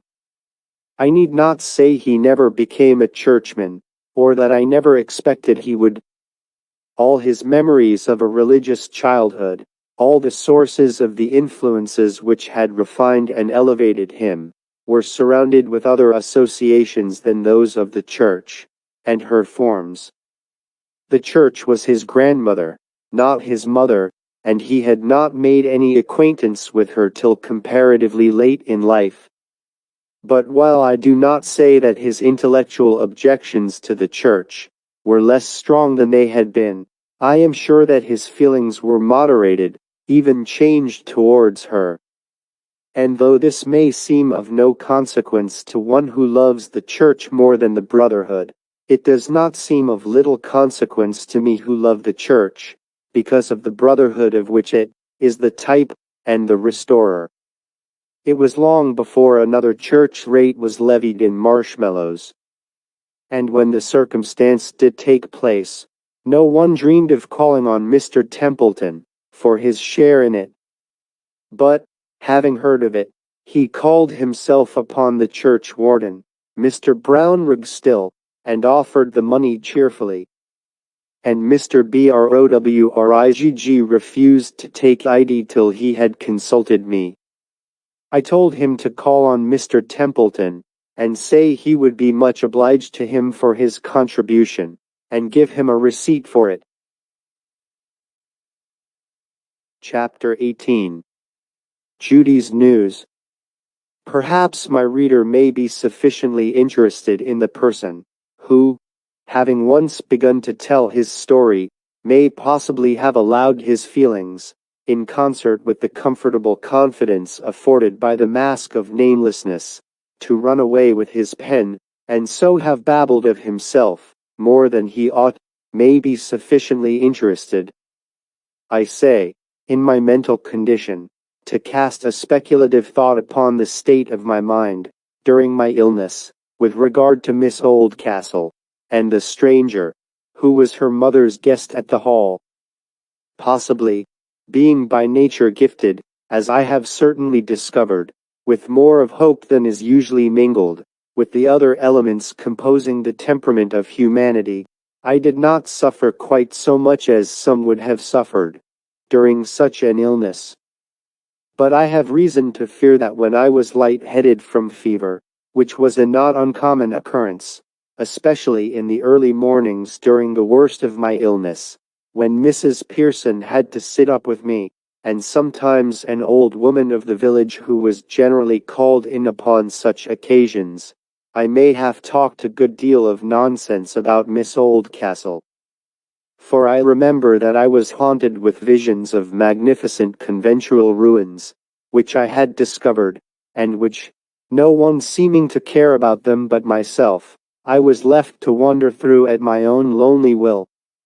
Would I could see with the waking eye such a grandeur of Gothic arches, and long-drawn aisles, as then arose upon my sick sense. Within was a labyrinth of passages in the walls, and long-sounding corridors, and sudden galleries, whence I looked down into the great church aching with silence. Through these I was ever wandering, ever discovering new rooms, new galleries, new marvels of architecture, ever disappointed and ever dissatisfied, because I knew that in one room somewhere in the forgotten mysteries of the pile sat Ethelwyn reading, never lifting those sea-blue eyes of hers from the great volume on her knee, reading every word, slowly turning leaf after leaf, knew that she would sit there reading, till, one by one, every leaf in the huge volume was turned, and she came to the last and read it from top to bottom, down to the finish and the urn with a weeping willow over it, when she would close the book with a sigh, lay it down on the floor, rise, and walk slowly away, and leave the glorious ruin dead to me as it had so long been to everyone else, knew that if I did not find her before that terrible last page was read, I should never find her at all, but have to go wandering alone all my life through those dreary galleries and corridors, with one hope only left, that I might yet before I died find the palace chamber far apart, and see the read and forsaken volume lying on the floor where she had left it, and the chair beside it upon which she had sat so long waiting for someone in vain. And perhaps to words spoken under these impressions may partly be attributed the fact, which I knew nothing of till long afterwards, that the people of the village began to couple my name with that of Miss Oldcastle.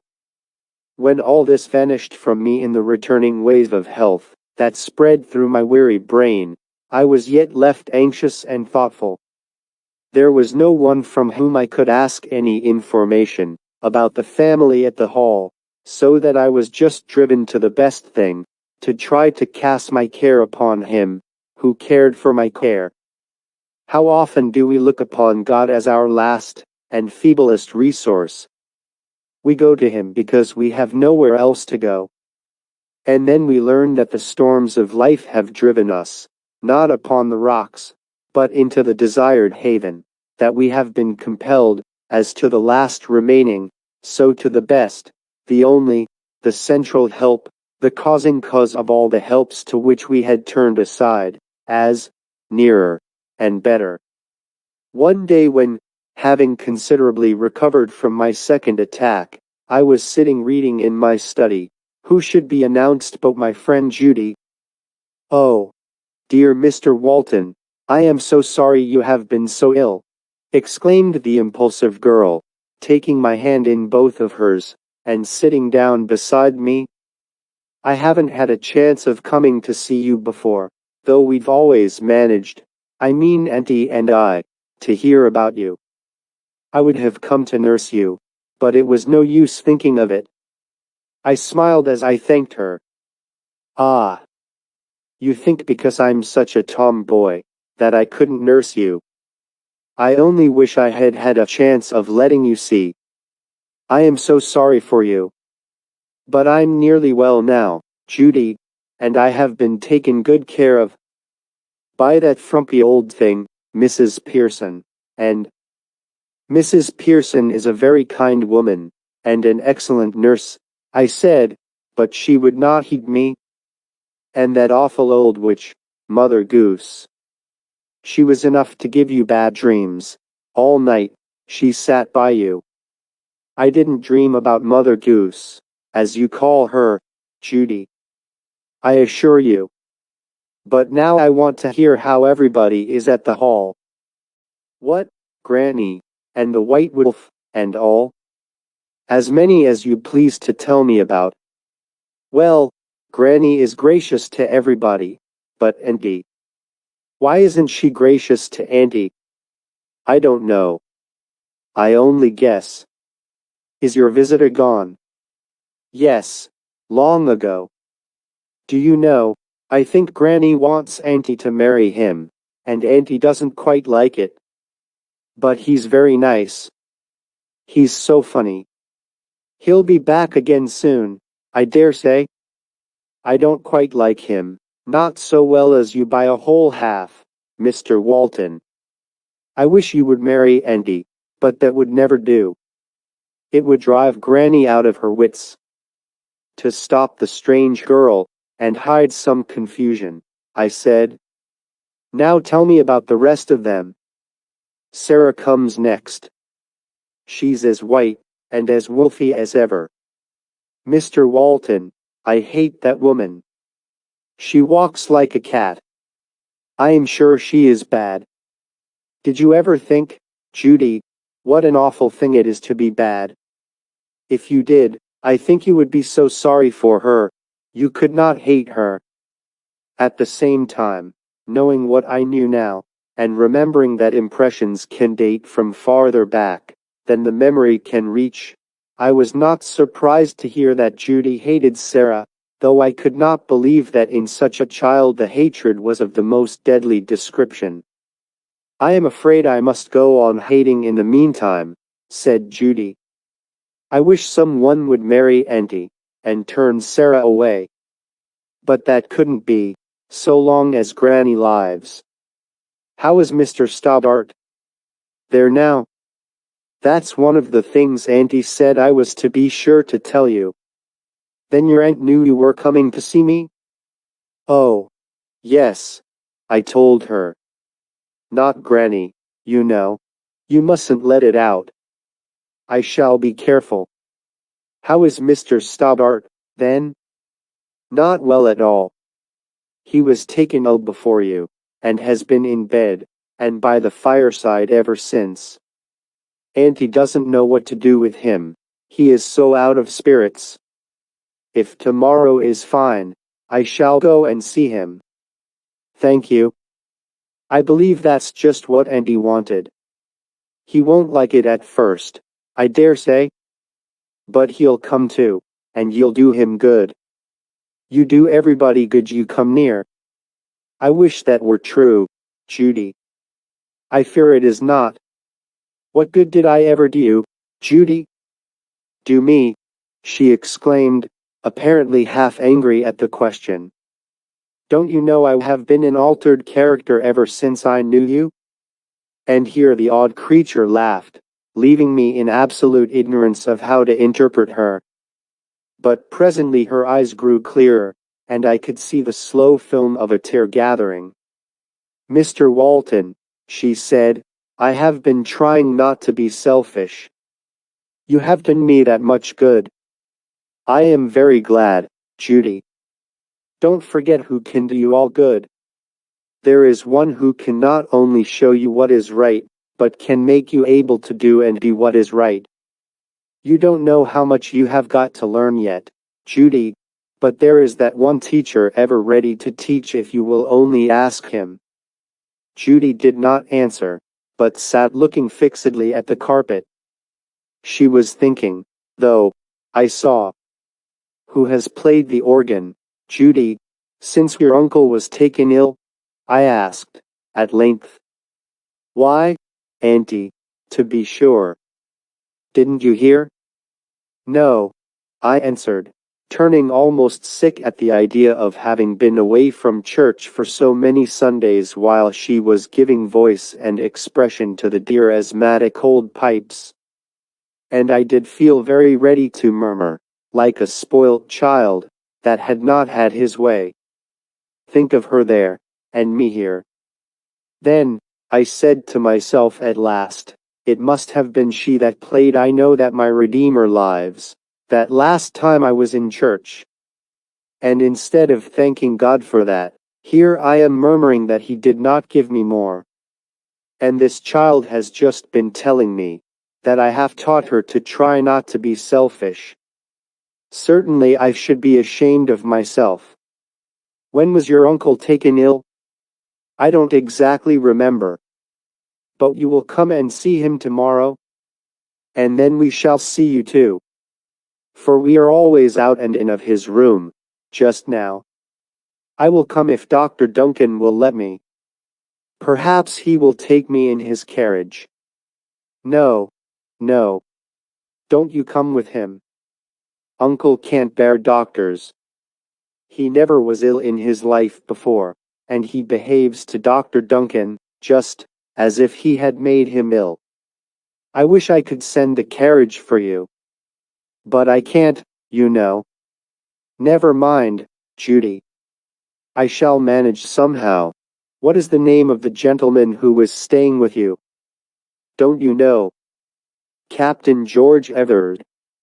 He would change his name to Oldcastle, you know.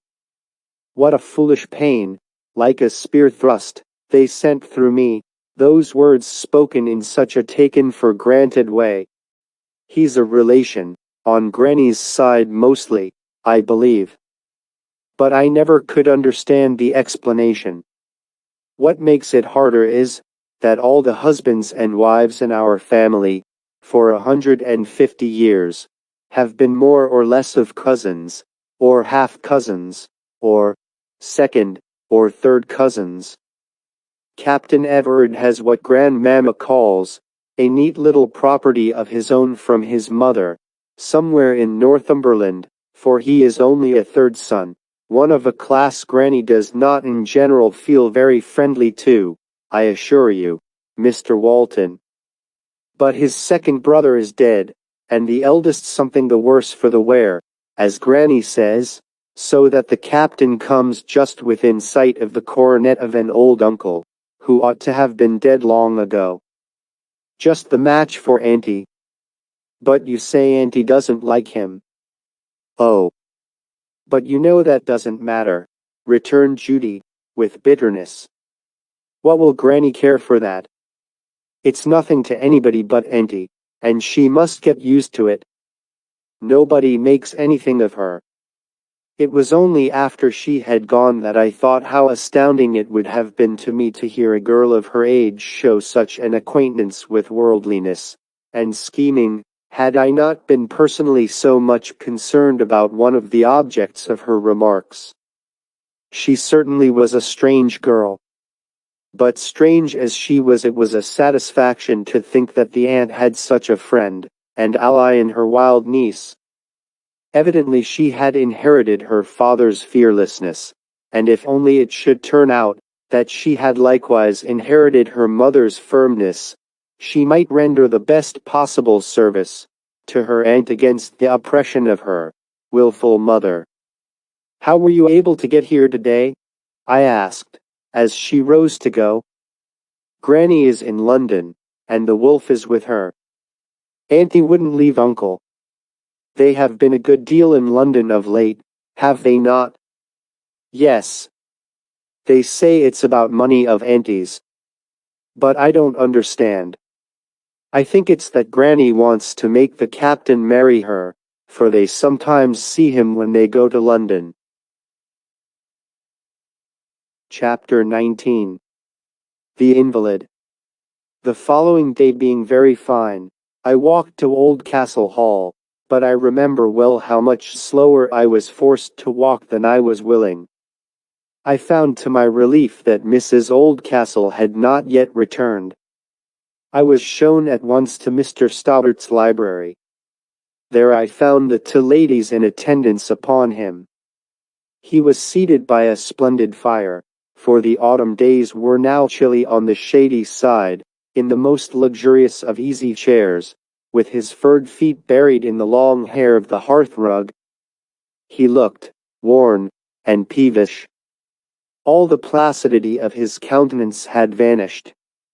The smooth expanse of his forehead was drawn into 50 wrinkles, like a sea over which the fretting wind has been blowing all night. Nor was it only suffering that his face expressed. He looked like a man who strongly suspected that he was ill-used. After salutation, "You are well off, Mr. Stoddart," I said, "to have to such nurses." "They are very kind," sighed the patient. "You would recommend Mrs. Pearson and Mother Goose instead, would you not, Mr. Walton?" said Judy, her gray eyes sparkling with fun. "Judy, be quiet," said the invalid, languidly and yet sharply. Judy reddened and was silent. "I am sorry to find you so unwell," I said. "Yes, I am very ill," he returned. Aunt and niece rose, and left the room quietly. "Do you suffer much, Mr. Stoddart?" "Much weariness, worse than pain. I could welcome death. I do not think, from what Dr. Duncan says of you, that there is reason to apprehend more than a lingering illness," I said, to try him, I confess. "I hope not indeed," he exclaimed angrily, sitting up in his chair. "What right has Dr. Duncan to talk of me so?" "To a friend, you know," I returned, apologetically, "who is much interested in your welfare." "Yes, of course. So is the doctor. A sick man belongs to you both by prescription."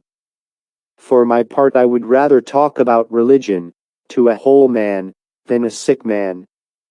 A sick man is not a whole man. He is but part of a man, as it were, for the time, and it is not so easy to tell what he can take. Thank you. I am obliged to you for my new position in the social scale. Of the tailor species, I suppose. I could not help wishing he were as far up as any man that does such needful honest work. My dear sir, I beg your pardon. I meant only a glance at the peculiar relation of the words whole and heal. I do not find etymology interesting at present. Not seated in such a library as this? No, I am ill. Satisfied that, ill as he was, he might be better if he would, I resolved to make another trial. Do you remember how Ligurius, in Julius Caesar, discards his sickness? I am not sick, if Brutus have in hand any exploit worthy the name of honor. I want to be well because I don't like to be ill. But what there is in this foggy, swampy world worth being well for, I'm sure I haven't found out yet. If you have not, it must be because you have never tried to find out. But I'm not going to attack you when you are not able to defend yourself. We shall find a better time for that. But can't I do something for you? Would you like me to read to you for half an hour? No, thank you. The girls tire me out with reading to me. I hate the very sound of their voices. I have got today's Times in my pocket. I've heard all the news already. Then I think I shall only bore you if I stay. He made me no answer. I rose. He just let me take his hand, and returned my good morning, as if there was nothing good in the world, least of all this same morning. I found the ladies in the outer room. Judy was on her knees on the floor occupied with a long row of books. How the books had got there I wondered, but soon learned the secret which I had in vain asked of the butler on my first visit, namely, how Mr. Stoddart reached the volumes arranged immediately under the ceiling, in shelves, as my reader may remember, that looked like beams radiating from the center. For Judy rose from the floor, and proceeded to put in motion a mechanical arrangement concealed in one of the divisions of the bookshelves along the wall, and I now saw that there were strong cords reaching from the ceiling, and attached to the shelf, or rather long box sideways, open, which contained the books. Do take care, Judy, said Ethelwyn. You know it is very venturous of you to let that shelf down, when Uncle is as jealous of his books as a hen of her chickens. I oughtn't to have let you touch the cords. You couldn't help it, Auntie, dear, for I had the shelf halfway down before you saw me, returned Judy, proceeding to raise the books to their usual position under the ceiling. But in another moment, either from Judy's awkwardness, or from the gradual decay and final fracture of some cord, down came the whole shelf with a thundering noise, and the books were scattered hither and thither in confusion about the floor. Ethelwyn was gazing in dismay, and Judy had built up her face into a defiant look, when the door of the inner room opened, and Mr. Stoddart appeared. His brow was already flushed, but when he saw the condition of his idols, he broke out in a passion to which he could not have given way, but for the weak state of his health. How dare you? He said, with terrible emphasis on the word dare. Judy, I beg you will not again show yourself in my apartment till I send for you. And then, said Judy, leaving the room, I am not in the least likely to be otherwise engaged. I am very sorry, Uncle, began Miss Oldcastle. But Mr. Stoddart had already retreated, and banged the door behind him. So Miss Oldcastle and I were left standing together amid the ruins. She glanced at me with a distressed look. I smiled. She smiled in return. I assure you, she said, Uncle is not a bit like himself. And I fear in trying to rouse him, I have done him no good, only made him more irritable, I said. But he will be sorry when he comes to himself, and so we must take the reversion of his repentance now, and think nothing more of the matter than if he had already said, he was sorry. Besides, when books are in the case, I, for one, must not be too hard upon my unfortunate neighbor. Thank you, Mr. Walton. I am so much obliged to you for taking my uncle's part.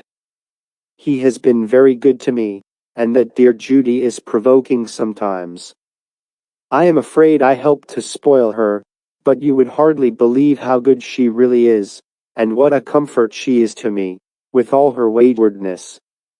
I think I understand Judy, I replied, and I shall be more mistaken than I am willing to confess I have ever been before, if she does not turn out a very fine woman. The marvel to me is that with all the various influences amongst which she is placed here, she is not really, not seriously, spoiled after all. I assure you I have the greatest regard for, as well as confidence in, my friend Judy. Ethelwyn, Miss Oldcastle, I should say, gave me such a pleased look that I was well recompensed, if justice should ever talk of recompense, for my defense of her niece. Will you come with me? She said, for I fear our talk may continue to annoy Mr. Stoddart. His hearing is acute at all times, and has been excessively so since his illness.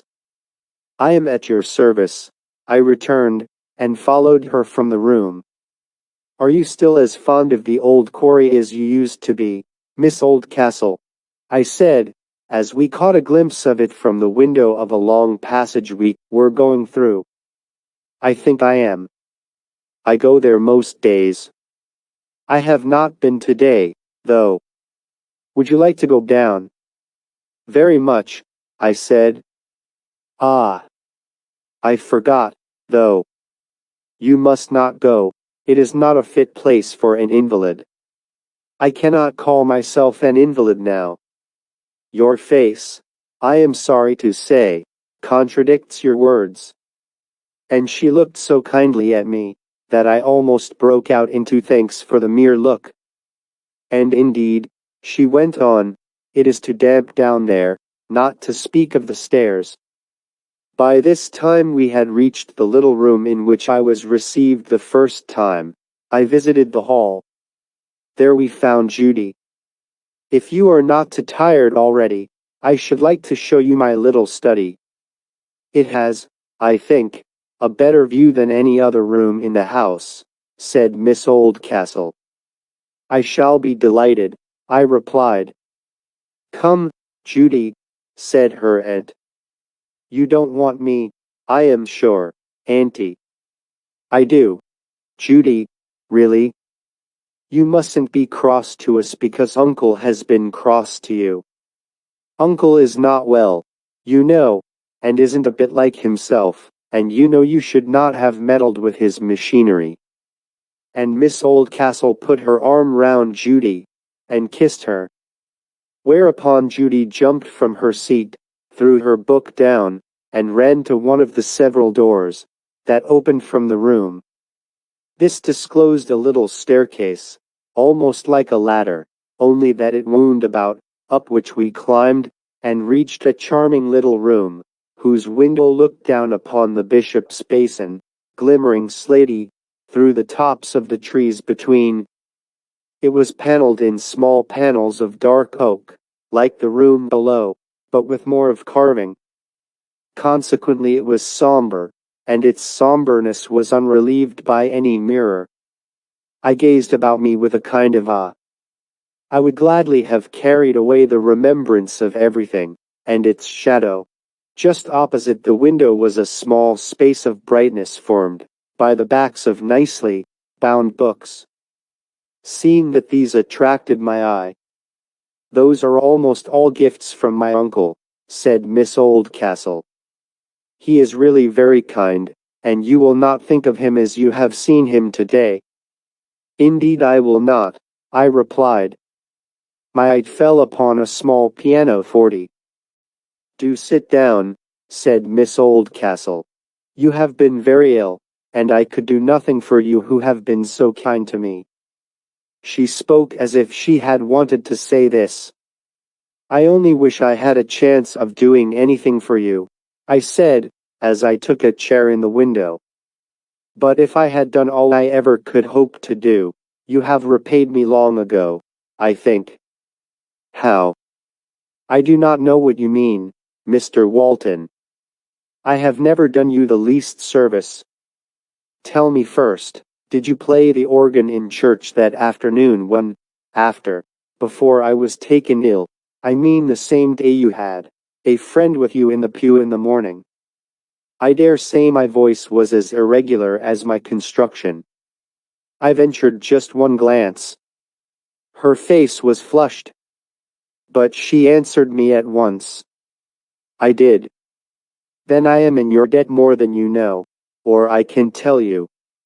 Why, if that is all, I have played the organ every Sunday since Uncle was taken ill, she said, smiling. I know that now. And I am very glad I did not know it till I was better able to bear the disappointment.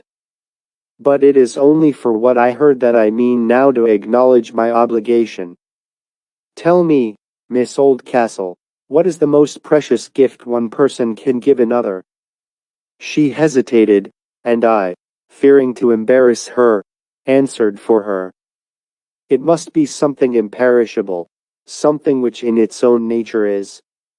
If instead of a gem, or even of a flower, we could cast the gift of a lovely thought into the heart of a friend, that would be giving, as the angels, I suppose, must give. But you did more and better for me than that. I had been troubled all the morning, and you made me know that my Redeemer lives. I did not know you were playing, mind, though I felt a difference. You gave me more trust in God, and what other gift so great could one give? I think that last impression, just as I was taken ill, must have helped me through my illness. Often when I was most oppressed, I know that my Redeemer lives would rise up in the troubled air of my mind, and sung by a voice which, though I never heard you sing, I never questioned to be yours. She turned her face towards me, those sea-blue eyes were full of tears. I was troubled myself, she said, with a faltering voice, when I sang, I mean played, that. I am so glad it did somebody good. I fear it did not do me much. I will sing it to you now, if you like. And she rose to get the music. But that instant Judy, who, I then found, had left the room, bounded into it, with the exclamation, Auntie, Auntie. Here's Granny. Miss Oldcastle turned pale. I confess I felt embarrassed, as if I had been caught in something underhand. Is she come in? Asked Miss Oldcastle, trying to speak with indifference. She is just at the door, must be getting out of the fly now. What shall we do? What do you mean, Judy? Said her aunt. Well, you know, Auntie, as well as I do, that Granny will look as black as a thunder cloud to find Mr. Walton here, and if she doesn't speak as loud, it will only be because she can't. I don't care for myself, but you know on whose head the storm will fall. Do, dear Mr. Walton, come down the back stair.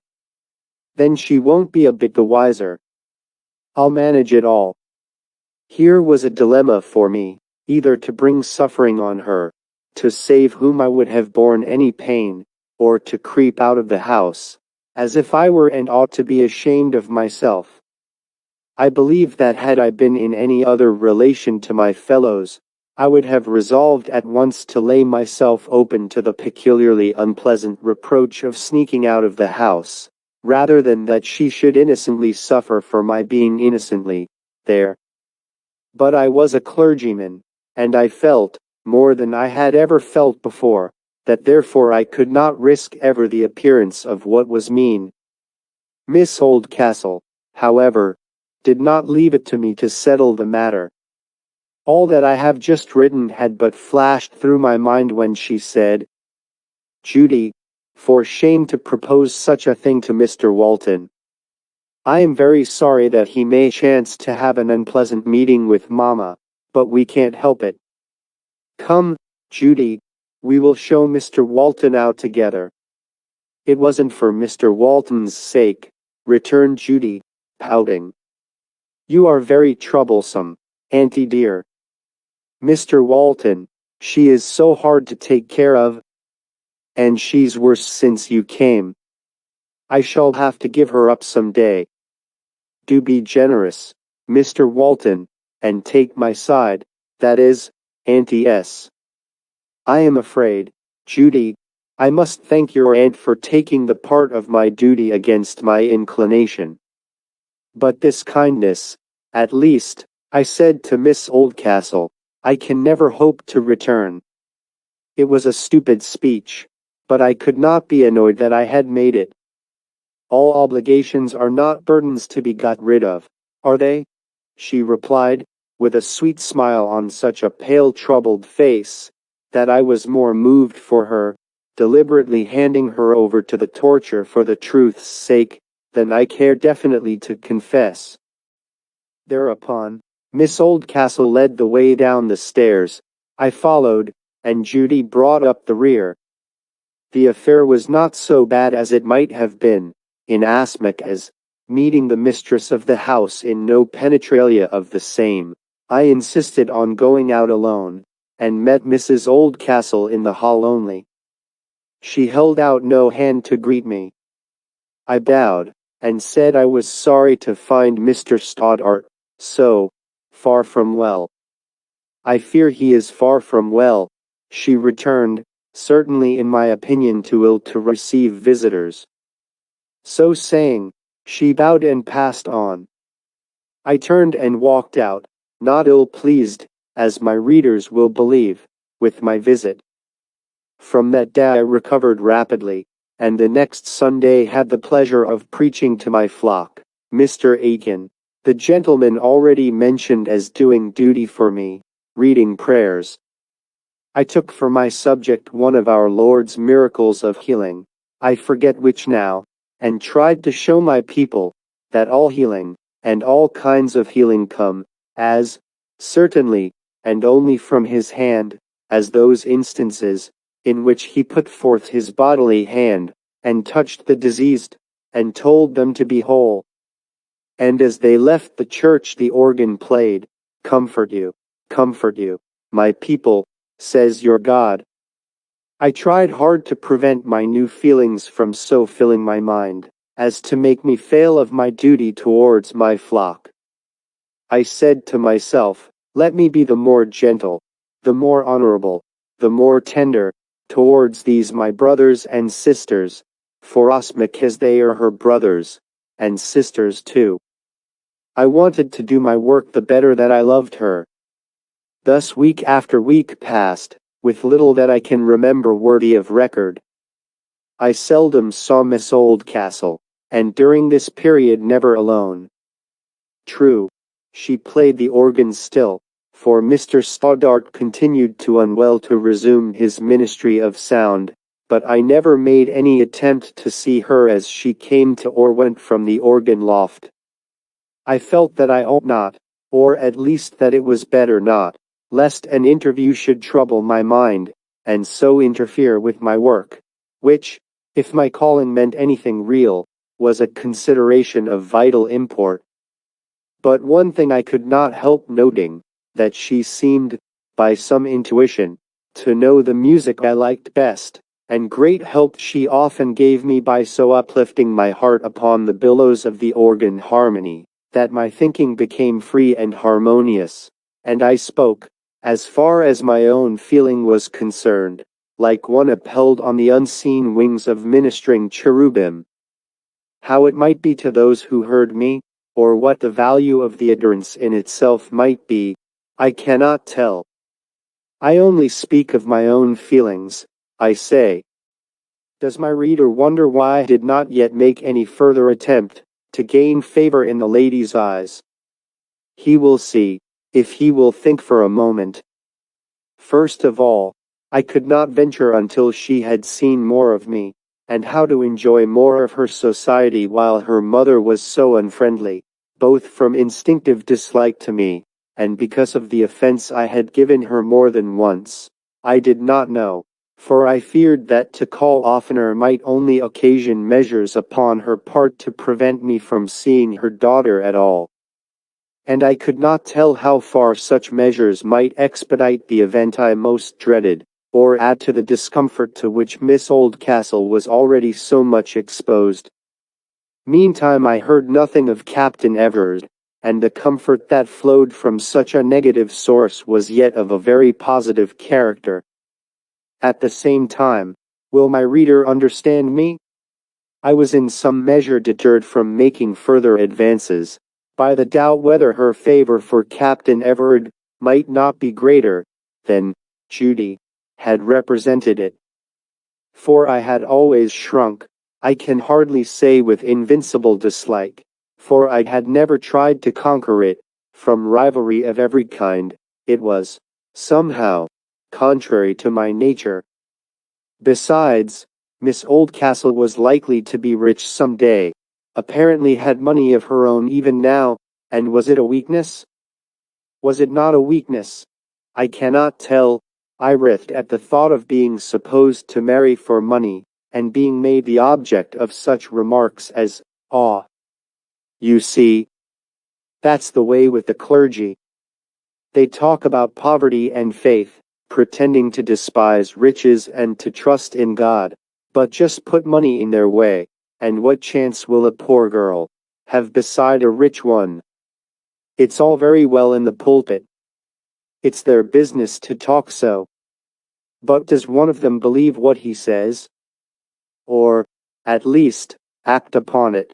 I think I may be a little excused for the sense of creeping cold that passed over me at the thought of such remarks as these, accompanied by compressed lips, and down-drawn corners of the mouth, and reiterated nods of the head of Knowingnes.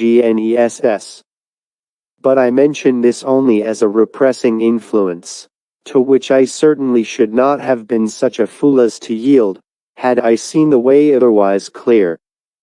For a man by showing how to use money, or rather simply by using money aright, may do more good than by refusing to possess it, if it comes to him in an entirely honorable way, that is, in such a case as mine, merely as an accident of his history. But I was glad to feel pretty sure that if I should be so blessed as to marry Miss Oldcastle, which at the time whereof I now write, seemed far too gorgeous a castle in the clouds ever to descend to the earth for me to enter it, the poor of my own people would be those most likely to understand my position and feelings, and least likely to impute to me worldly motives, as paltry as they are vulgar, and altogether unworthy of a true man. So the time went on. I called once or twice on Mr. Stoddart, and found him, as I thought, better. But he would not allow that he was. Dr. Duncan said he was better, and would be better still, if he would only believe it and exert himself. He continued in the same strangely irritable humor. Chapter 20. Mood and Will. Winter came apace. When we look towards winter from the last borders of autumn, it seems as if we could not encounter it, and as if it never would go over. So does threatened trouble of any kind seem to us as we look forward upon its myriad ways, from the last borders of the pleasant greensward, on which we have hitherto been walking. But not only do both run their course, but each has its own alleviations, its own pleasures, and very marvelously does the healthy mind fit itself to the new circumstances, while to those who will bravely take up their burden and bear it, asking no more questions than just, "Is this my burden?" 1,000 ministrations of nature and life will come with gentle comfortings. Across a dark verdureless field will blow a wind through the heart of the winter, which will wake in the patient mind not a memory merely, but a prophecy of the spring, with a glimmer of crocus, or snowdrop, or primrose. And across the waste of tired endeavor will a gentle hope, coming he knows not whence, breathe spring-like upon the heart of the man around whom life looks desolate and dreary. Well do I remember a friend of mine telling me once, he was then a laborer in the field of literature, who had not yet begun to earn his penny a day, though he worked hard, telling me how once, when a hope that had kept him active for months was suddenly quenched, a book refused on which he had spent a passion of labor, the weight of money that must be paid and could not be had, pressing him down like the coffin lid that had lately covered the only friend to whom he could have applied confidently for aid. Telling me, I say, how he stood at the corner of a London street, with the rain dripping black from the brim of his hat, the dreariest of atmospheres about him in the closing afternoon of the city, when the rich men were going home, and the poor men who worked for them were longing to follow, and how across this waste came energy and hope into his bosom, swelling thenceforth with courage to fight, and yield no ear to suggested failure. And the story would not be complete, though it is for the fact of the arrival of unexpected, and apparently unfounded hope, that I tell it. If I did not add, that, in the morning, his wife gave him a letter which their common trouble of yesterday had made her forget, and which had lain with its black border all night in the darkness unopened, waiting to tell him how the vanished friend had not forgotten him on her deathbed, but had left him enough to take him out of all those difficulties, and give him strength and time to do far better work than the book which had failed of birth. Some of my readers may doubt whether I am more than a wandering voice, but whatever I am, or may be thought to be, my friend's story is true. And all this has come out of the winter that I, in the retrospect of my history, am looking forward to. It came, with its falls, and dripping boughs, and sodden pads, and rotting leaves, and rains, and skies of weary gray, but also with its fierce red suns, shining aslant upon sheets of manna-like hoar frost, and delicate ice films over prisoned waters, and those white falling chaos of perfect forms, called snowstorms, those confusions confounded of infinite symmetries. And when the hard frost came, it brought a friend to my door. It was Mr. Stoddart. He entered my room with something of the countenance Naaman must have borne, after his flesh had come again like unto the flesh of a little child. He did not look ashamed, but his pale face looked humble and distressed. Its somewhat self-satisfied placidity had vanished, and instead of the diffused geniality, which was its usual expression, it now showed traces of feeling, as well as plain signs of suffering.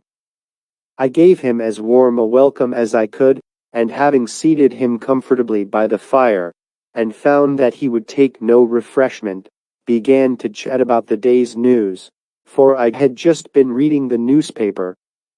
But he showed no interest beyond what the merest politeness required. I would try something else. The cold weather, which makes so many invalids creep into bed, seems to have brought you out into the air, Mr. Stoddart, I said. It has revived me, certainly. Indeed, one must believe that winter and cold are as beneficent, though not so genial, as summer and its warmth. Winter kills many a disease, and many a noxious influence. And what is it to have the fresh green leaves of spring instead of the everlasting brown of some countries which have no winter? I talked thus, hoping to rouse him to conversation, and I was successful. I feel just as if I were coming out of a winter. Don't you think illness is a kind of human winter? Certainly, more or less stormy. with some a winter of snow, and hail, and piercing winds, with others of black frosts, and creeping fogs, with now and then a glimmer of the sun. The last is more like mine. I feel as if I had been in a wet hole in the earth.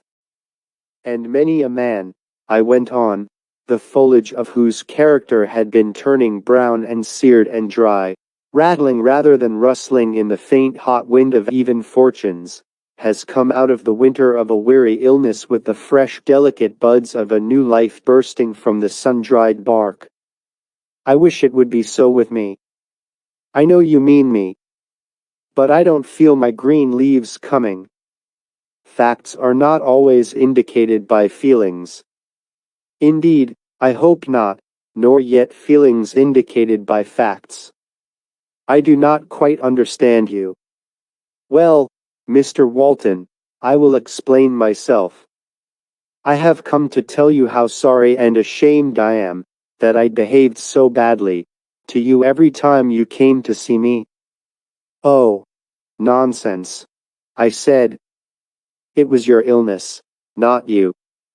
At least, my dear sir, the facts of my behavior did not really represent my feelings towards you. I know that as well as you do.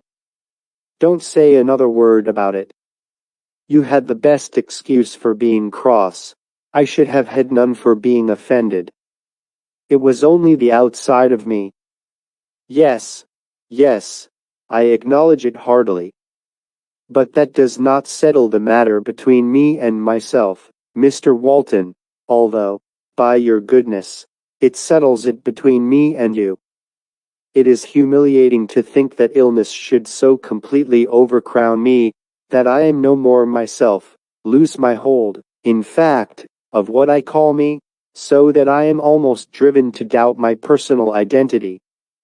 You are fond of theories, Mr. Stoddart, perhaps a little too much so. Perhaps. Will you listen to one of mine? With pleasure.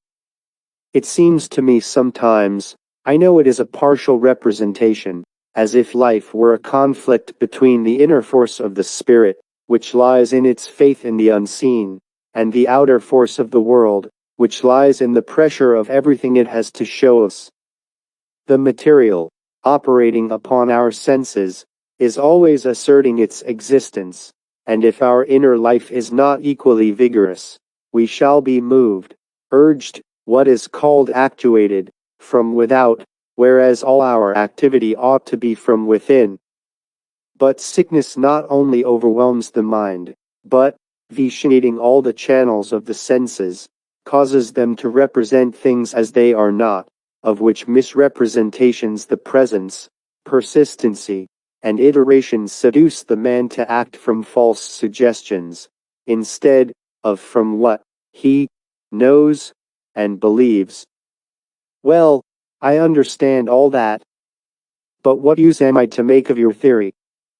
I am delighted, Mr. Stoddart, to hear you put the question.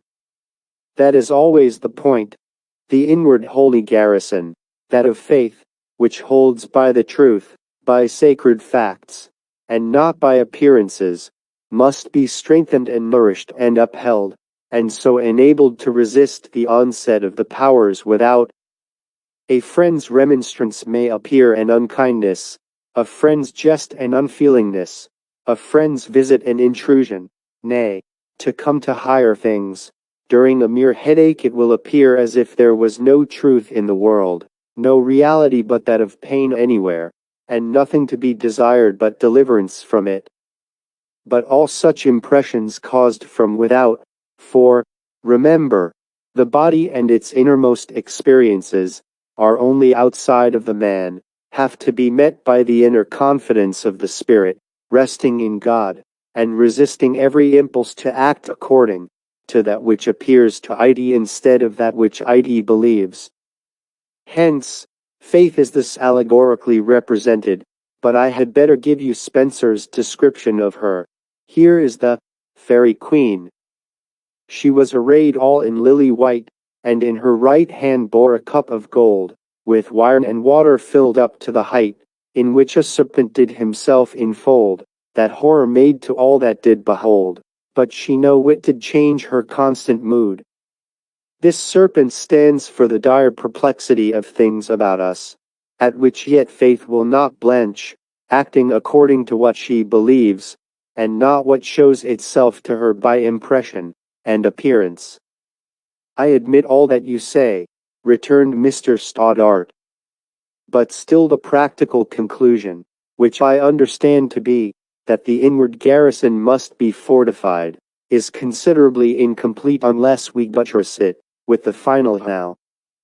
How is it to be fortified? For I have as much of this in art as you, but yet my nature could not bear it so. You see, I read Shakespeare as well as you, Mr. Walton. I dare say, from a certain inclination to take the opposite side, and a certain dislike to the dogmatism of the clergy, I speak generally, I may have appeared to you indifferent, but I assure you that I have labored much to withdraw my mind from the influence of money, and ambition, and pleasure, and to turn it to the contemplation of spiritual things. Yet on the first attack of a depressing illness I cease to be a gentleman. I am rude to ladies who do their best and kindest to serve me, and I talk to the friend who comes to cheer and comfort me as if he were an idle vagrant who wanted to sell me a worthless book with the recommendation of the pretense that he wrote it himself. Now that I am in my right mind, I am ashamed of myself, ashamed that it should be possible for me to behave so, and humiliated yet besides, that I have no ground of assurance that, should my illness return tomorrow, I should not behave in the same manner the day after. I want to be always in my right mind. When I am not, I know I am not, and yet yield to the appearance of being. I understand perfectly what you mean, for I fancy I know a little more of illness than you do. Shall I tell you where I think the fault of your self-training lies? That is just what I want. The things which it pleased me to contemplate when I was well, gave me no pleasure when I was ill. Nothing seemed the same. If we were always in a right mood, there would be no room for the exercise of the will. We should go by our mood and inclination only. But that is by the by. Where you have been wrong is, that you have sought to influence your feelings only by thought and argument with yourself, and not also by contact with your fellows. Besides the ladies of whom you have spoken, I think you have hardly a friend in this neighborhood, but myself. One friend cannot afford you half experience enough to teach you the relations of life and of human needs. At best, under such circumstances, you can only have right theories. Practice for realizing them in yourself is nowhere.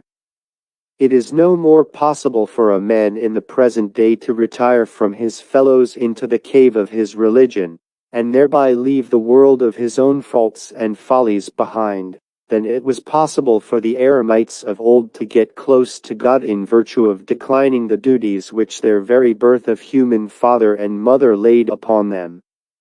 I do not deny that you and the eremite may both come nearer to God, in virtue of whatever is true in your desires, and your worship, but if a man love not his brother whom he hath seen, how can he love God whom he hath not seen? Which surely means to imply at least that to love our neighbor is a great help towards loving God. How this love is to come about without intercourse, I do not see.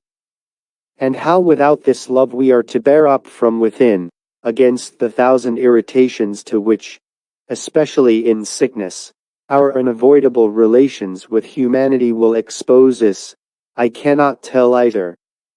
But, returned Mr. Stoddart, I had had a true regard for you, and some friendly communication with you. If human intercourse were what is required in my case, how should I fail just with respect to the only man with whom I had held such intercourse? Because the relations in which you stood with me were those of the individual, not of the race.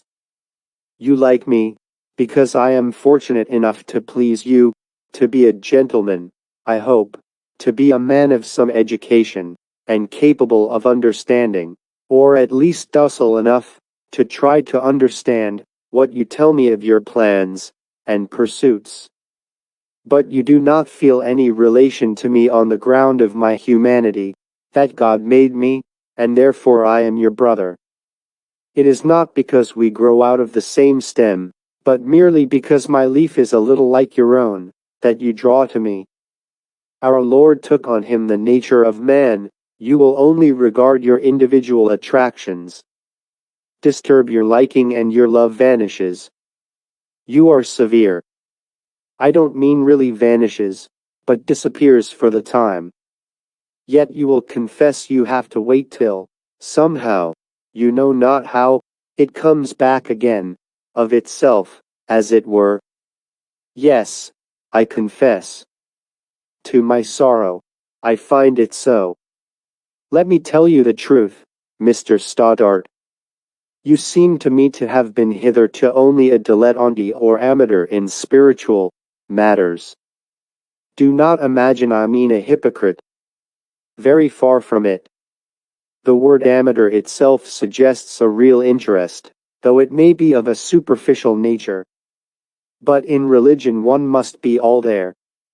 You seem to me to have taken much interest in unusual forms of theory, and in mystical speculations, to which in themselves I make no objection. But to be content with those, instead of knowing God himself, or to substitute a general amateur friendship towards the race for the love of your neighbor, is a mockery which will always manifest itself to an honest mind like yours in such failure and disappointment in your own character as you are now lamenting, if not indeed in some mode far more alarming, because gross and terrible. Am I to understand you, then, that intercourse with one's neighbors ought to take the place of meditation?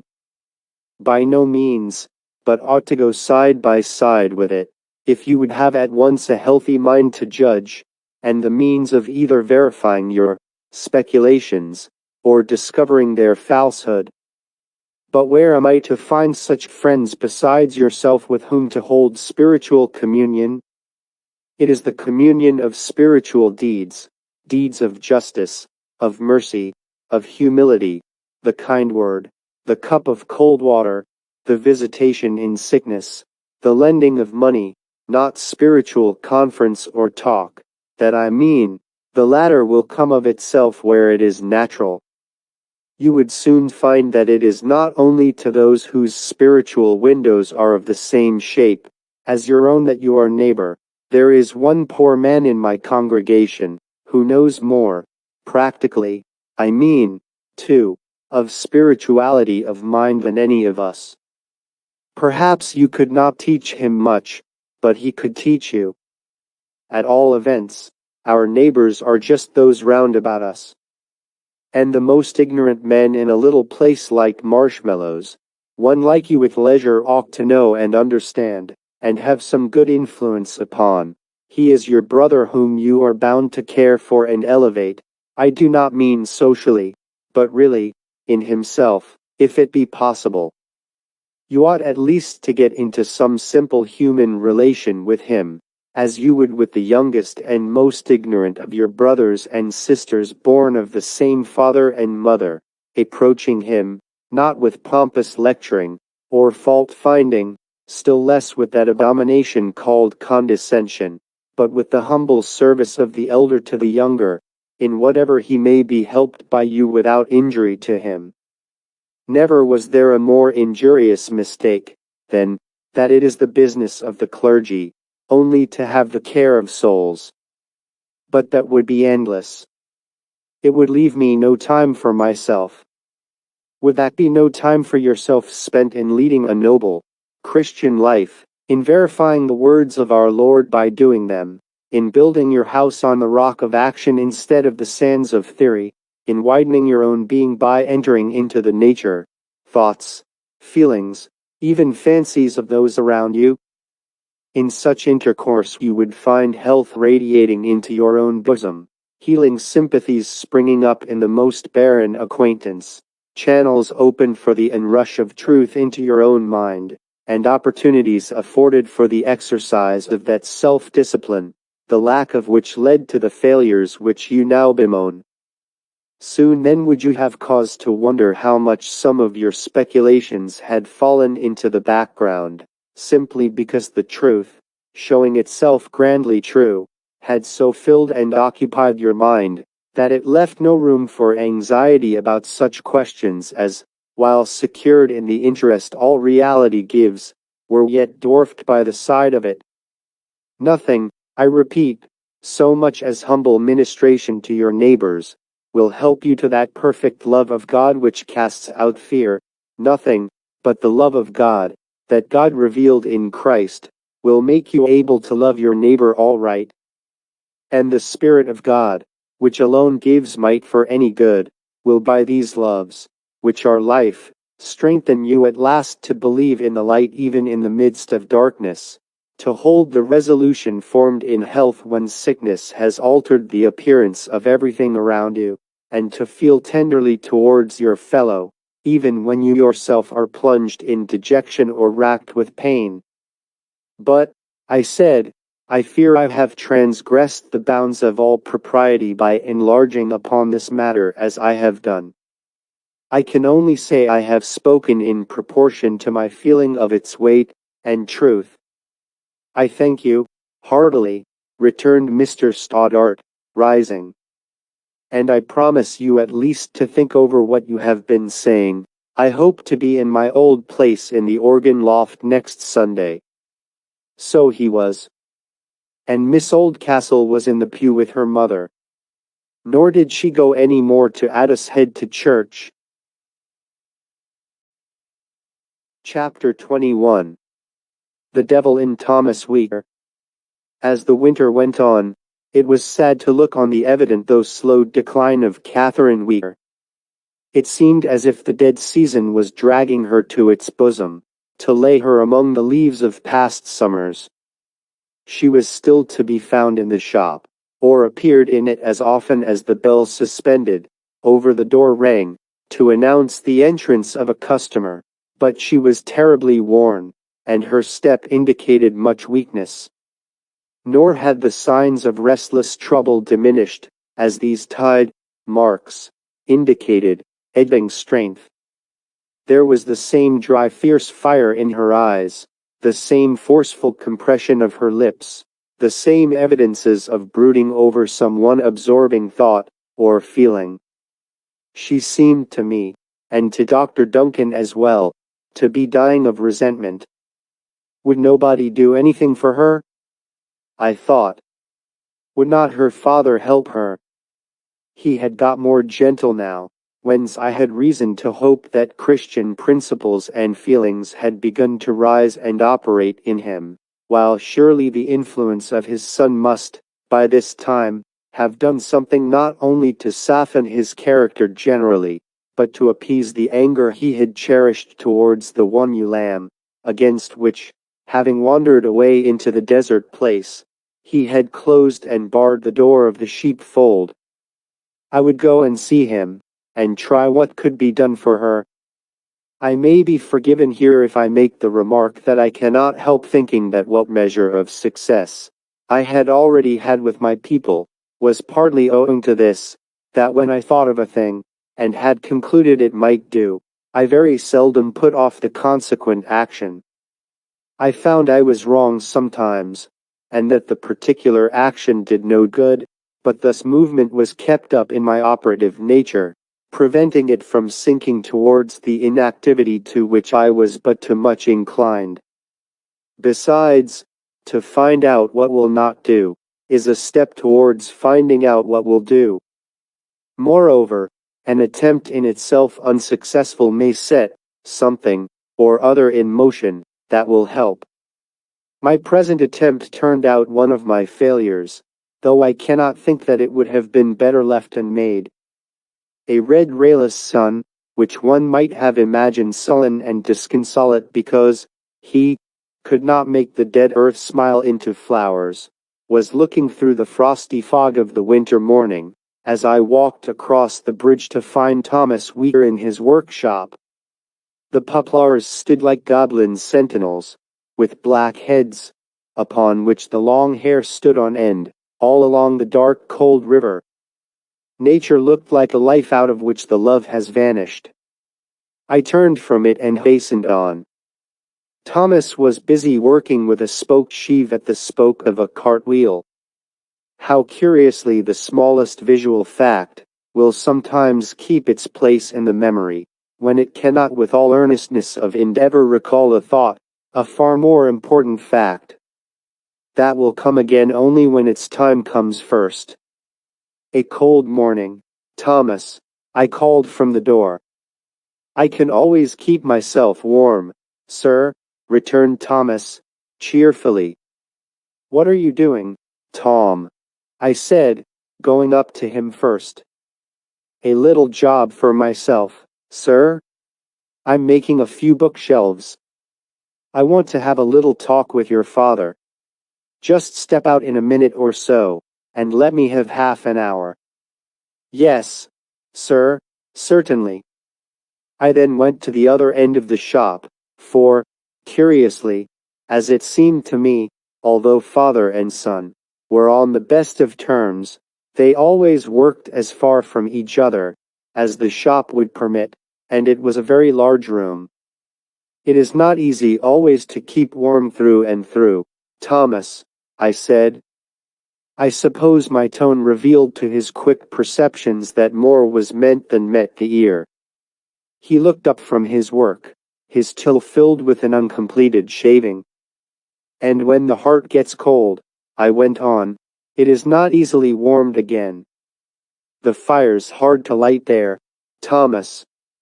Still he looked at me, stooping over his work, apparently with a presentiment of what was coming.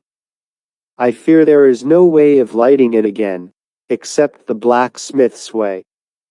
Hammering the iron till it is red hot, you mean, sir? I do. When a man's heart has grown cold, the blows of affliction must fall, thick and heavy, before the fire can be got that will light it. When did you see your daughter Catherine, Thomas? His head dropped, and he began to work as if for bare life. Not a word came from the form now bent over his tool, as if he had never lifted himself up since he first began, in the morning. I could just see that his face was deadly pale, and his lips compressed like those of one of the violent, who take the kingdom of heaven by force. But it was for no such agony of effort that his words closed. He went on working till the silence became so lengthened that it seemed settled into the endless. I felt embarrassed. To break a silence is sometimes as hard as to break a spell. What Thomas would have done or said, if he had not had this safety valve of bodily exertion, I cannot even imagine. Thomas, I said, at length, laying my hand on his shoulder, you are not going to part company with me, I hope. You drive a man too far, sir. I've given in more to you than ever I did to man, sir, and I don't know that I oughtn't to be ashamed of it. But you don't know where to stop. If we lived 1,000 years you would be driving a man on to the last. And there's no good in that, sir. A man must be at peace somewhen. The question is, Thomas, whether I would be driving you on or back. You and I too must go on or back. I want to go on myself, and to make you go on too. I don't want to be parted from you now, or then. That's all very well, sir, and very kind, I don't doubt, but, as I said afore, a man must be at peace, somewhen. That's what I want so much that I want you to go on. Peace. I trust in God we shall both have it one day, somewhen, as you say. Have you got this peace so plentifully now, that you are satisfied as you are? You will never get it but by going on. I do not think there is any good got in stirring a puddle. Let bygones be bygones. You make a mistake, sir, in rousing an anger, which I would willingly let sleep. Better a wakeful anger, and a wakeful conscience with it, than an anger sunk into indifference, and a sleeping dog of a conscience, that will not bark. To have ceased to be angry is not one step nearer to your daughter. Better strike her, abuse her, with the chance of a kiss to follow. Ah, Thomas, you are like Jonas with his gourd. I don't see what that has to do with it. I will tell you. You are fierce in wrath at the disgrace to your family. Your pride is up in arms. You don't care for the misery of your daughter, who, the more wrong she has done, is the more to be pitied by a father's heart. Your pride, I say, is all that you care about. The wrong your daughter has done, you care nothing about, or you would have taken her to your arms years ago, in the hope that the fervor of your love would drive the devil out of her, and make her repent. I say it is not the wrong, but the disgrace you care for. The gourd of your pride is withered, and yet you will water it with your daughter's misery. Go out of my shop, he cried, or I may say what I should be sorry for. I turned at once and left him. I found young Tom round the corner, leaning against the wall, and reading his Virgil. Don't speak to your father, Tom, I said, for a while. I've put him out of temper. He will be best left alone. He looked frightened. There's no harm done, Tom, my boy. I've been talking to him about your sister. He must have time to think over what I have said to him. I see, sir, I see. Be as attentive to him as you can. I will, sir. It was not alone resentment at my interference that had thus put the poor fellow beside himself. I was certain I had called up all the old misery, set the wound bleeding again. Shame was once more wide awake, and tearing at his heart. That his daughter should have done so. For she had been his pride. She had been the belle of the village, and very lovely, but having been apprenticed to a dressmaker in Addicehead, had, after being there about a year and a half, returned home, apparently in a decline. After the birth of her child, however, she had, to her own disappointment, and no doubt to that of her father as well, begun to recover. What a time of wretchedness it must have been to both of them, until she left his house, one can imagine. Most likely the misery of the father vented itself in greater unkindness than he felt, which, sinking into the proud nature she had derived from him, roused such a resentment as rarely, if ever, can be thoroughly appeased, until death comes in to help the reconciliation. How often has an old love blazed up again, under the blowing of his cold breath, and sent the spirit warm at heart, into the regions of the unknown. She never would utter a word to reveal the name, or condition of him, by whom she had been wronged. To his child, as long as he drew his life from her, she behaved with strange alternations of dislike and passionate affection, after which season the latter began to diminish in violence, and the former to become more fixed, till at length, by the time I had made their acquaintance, her feelings seemed to have settled into what would have been indifference but for the constant reminder of her shame and her wrong together, which his very presence necessarily was. They were not only the gossips of the village who judged that the fact of Addicehead's being a garrison town had something to do with the fate that had befallen her, a fate by which, in its very springtime, when its flowers were loveliest, and hope was strongest for its summer, her life was changed into the dreary wind-swept, rain-sodden moor. The man who can accept such a sacrifice from a woman, I say nothing of wiling it from her, is, in his meanness, selfishness, and dishonor, contemptible as the Pharisee who, with his long prayers, devours the widow's house. He leaves her desolate, while he walks off free. Would to God a man like the great-hearted, pure-bodied Milton, a man whom young men are compelled to respect, would in this our age utter such a word as, making mad the guilty, if such grace might be accorded them, would apple the free, lest they too should fall into such a mire of selfish dishonor. Chapter 22. The Devil in Catherine WEIR. About this time my father was taken ill, and several journeys to London followed.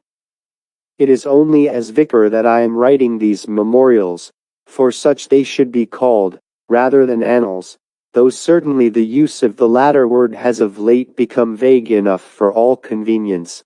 Therefore I'd have said nothing about my home relations, but I must just mention here that I had a half-sister, about half my own age, whose anxiety during my father's illness rendered my visits more frequent than perhaps they would have been from my own.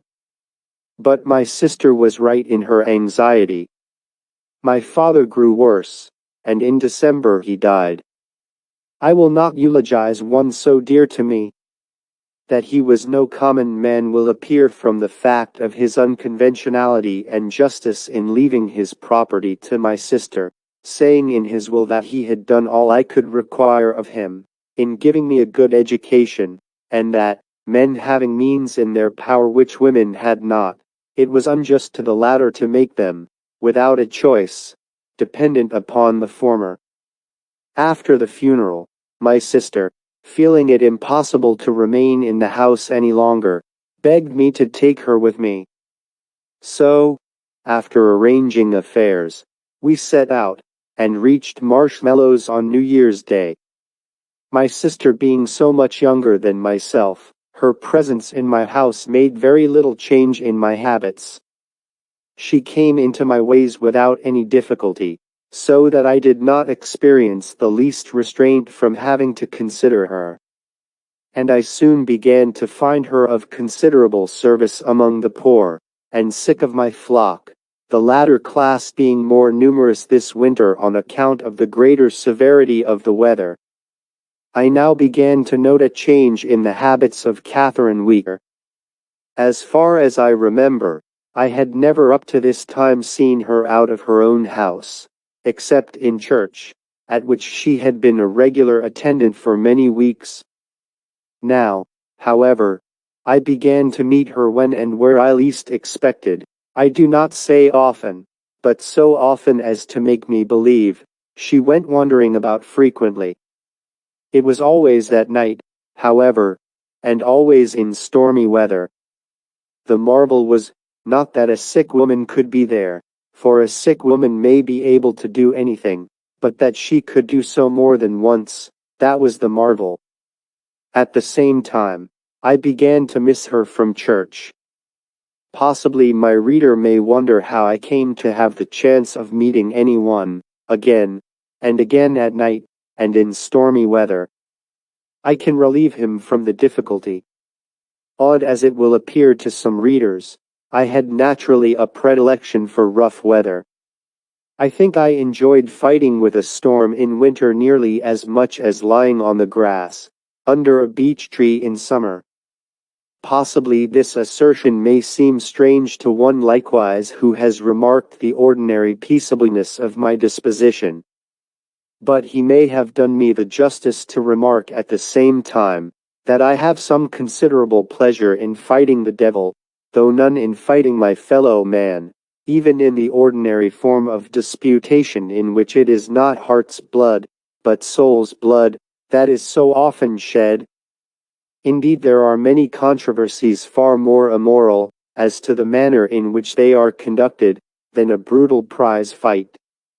There is, however, a pleasure of its own in conflict, and I have always experienced a certain indescribable, though I believe not at all unusual exaltation, even in struggling with a well-set, thoroughly roused storm of wind, and snow, or rain. The sources of this by no means unusual delight, I will not stay to examine, indicating only that I believe the sources are deep. I was now quite well, and had no reason to fear bad consequences from the indulgence of this surely innocent form of the love of strife. But I find I must give another reason as well, if I would be thoroughly honest with my reader. The fact was, that as I had recovered strength, I had become more troubled and restless about Miss Oldcastle. I could not see how I was to make any progress towards her favor. There seemed a barrier as insurmountable as intangible between her and me. The will of one woman came between and parted us, and that will was as the magic line over which no effort of will or strength could enable the enchanted knight to make a single stride. And this consciousness of being fettered by insensible and infrangible bonds, this need of doing something with nothing tangible in the reach of the outstretched hand, so worked upon my mind, that it naturally sought relief, as often as the elemental strife arose, by mingling unconstrained with the tumult of the night. Will my readers find it hard to believe that this disquietude of mind should gradually sink away, as the hours of Saturday glided down into night, and the day of my best labor drew nigh? Or will they answer, "We believe it easily, for then you could at least see the lady, and that comforted you? Whatever it was that quieted me, not the less have I to thank God for it. All might have been so different. What a fearful thing would it have been for me to have found my mind so full of my own cares, that I was unable to do God's work, and bear my neighbor's burden. But even then I would have cried to him, and said, I know thee that thou art not a hard master. Now, however, that I have quite accounted, as I believe, by the peculiarity both of my disposition and circumstances, for unusual wanderings under conditions when most people consider themselves fortunate within doors, I must return to Catherine Wheeler, the eccentricity of whose late behavior, being in the particulars discussed identical with that of mine, led to the necessity for the explanation of my habits given above. One January afternoon, just as twilight was folding her gray cloak about her, and vanishing in the night, the wind blowing hard from the southwest, melting the snow underfoot, and sorely disturbing the dignity of the one grand old cedar which stood before my study window, and now filled my room with the great sweeps of its moaning, I felt as if the elements were calling me, and rose to obey the summons. My sister was, by this time, so accustomed to my going out in all weathers, that she troubled me with no expostulation. My spirits began to rise the moment I was in the wind. Keen, and cold, and unsparing, it swept through the leafless branches around me, with a different hiss for every tree that bent, and swayed, and tossed in its torrent.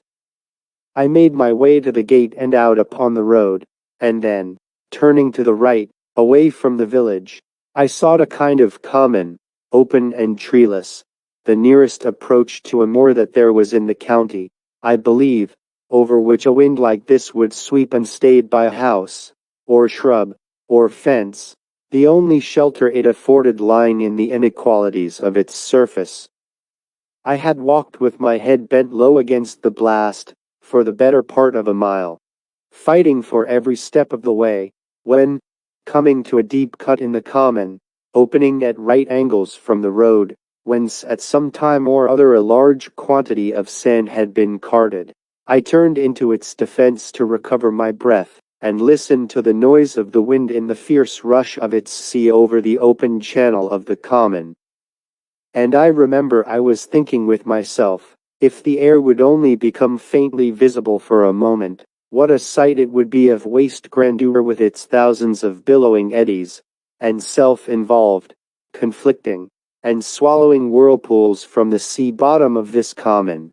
When, with my imagination resting on the fancied vision, I was startled by such a moan as seemed about to break into a storm of passionate cries, but was followed by the words, O God, I cannot bear it longer. Hast thou no help for me? Instinctively almost I knew that Catherine WEIR was beside me, though I could not see where she was. In a moment more, however, I thought I could distinguish through the darkness, imagination no doubt filling up the truth of its form, a figure crouching in such an attitude of abandoned despair, as recalled one of Flaxman's outlines, the body bent forward over the drawn-up knees, and the face thus hidden even from the darkness. I could not help saying to myself, as I took a step or two towards her, "What is thy trouble to hers?" I may here remark that I had come to the conclusion, from pondering over her case, that until a yet deeper and bitterer resentment than that which she bore to her father was removed, it would be of no use attacking the latter. For the former kept her in a state of hostility towards her whole race. With herself at war, she had no gentle thoughts, no love for her kind, but ever she fed her wound with fresh renewed bale. From every hurt that she received from or imagined to be offered her by anything human. So I had resolved that the next time I had an opportunity of speaking to her, I would make an attempt to probe the evil to its root, though I had but little hope, I confess, of doing any good. And now when I heard her say, "Hast thou no help for me?" I went near her with the words, "God has, indeed, help for his own offspring. Has he not suffered that he might help? But you have not yet forgiven." When I began to speak, she gave a slight start. She was far too miserable to be terrified at anything.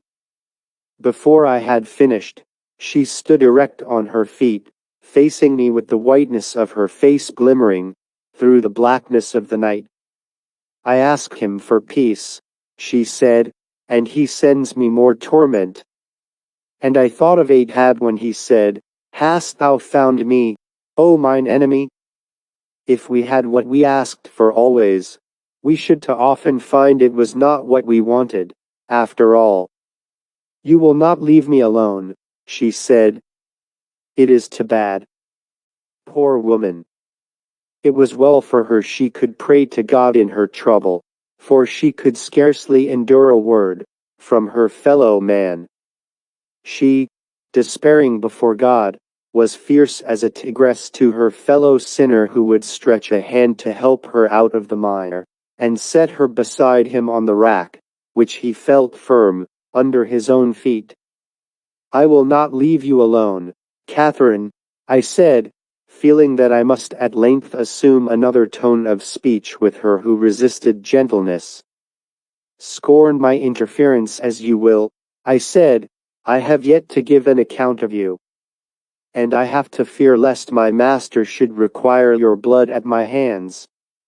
I did not follow you here, you may well believe me, but I have found you here, and I must speak." All this time the wind was roaring overhead. But in the hollow was stillness, and I was so near her that I could hear every word she said, although she spoke in a low compressed tone. "Have you a right to persecute me?" she said, "because I am unhappy?" "I have a right, and, more than a right, I have a duty to aid your better self against your worse. You, I fear, are siding with your worse self. You judge me hard. I have had wrongs that—" And here she stopped in a way that let me know she would say no more. "That you have had wrongs, and bitter wrongs, I do not for a moment doubt. And him who has done you most wrong, you will not forgive? No. No. Not even for the sake of him who, hanging on the tree, after all the bitterness of blows and whipping, and derision, and rudest gestures, and taunts, even when the faintness of death was upon him, cried to his Father to forgive their cruelty. He asks you to forgive the man who wronged you, and you will not even for him. Oh, Catherine, Catherine. It is very easy to talk, Mr. Walton, she returned with forced but cool scorn. "Tell me, then," I said, "have you nothing to repent of?" Have you done no wrong in this same miserable matter? I do not understand you, sir, she said, freezingly, petulantly, not sure, perhaps, or unwilling to believe, that I meant what I did mean. I was fully resolved to be plain with her now. Catherine WEIR, I said, did not God give you a house to keep fair and pure for him? Did you keep it such? He told me lies, she cried fiercely, with a cry that seemed to pierce through the storm over our heads, up towards the everlasting justice. He lied, and I trusted. For his sake I sinned, and he threw me from him. You gave him what was not yours to give. What right had you to cast your pearl before a swine? But there you say it was all for his sake you did it. Was it all self-denial? Was there no self-indulgence? She made a broken gesture of lifting her hands to her head, let them drop by her side, and said nothing. You knew you were doing wrong. You felt it even more than he did. For God made you with a more delicate sense of purity, with a shrinking from the temptation, with a womanly foreboding of disgrace, to help you to hold the cup of your honor steady, which yet you dropped on the ground. Do not seek refuge in the cant about a woman's weakness.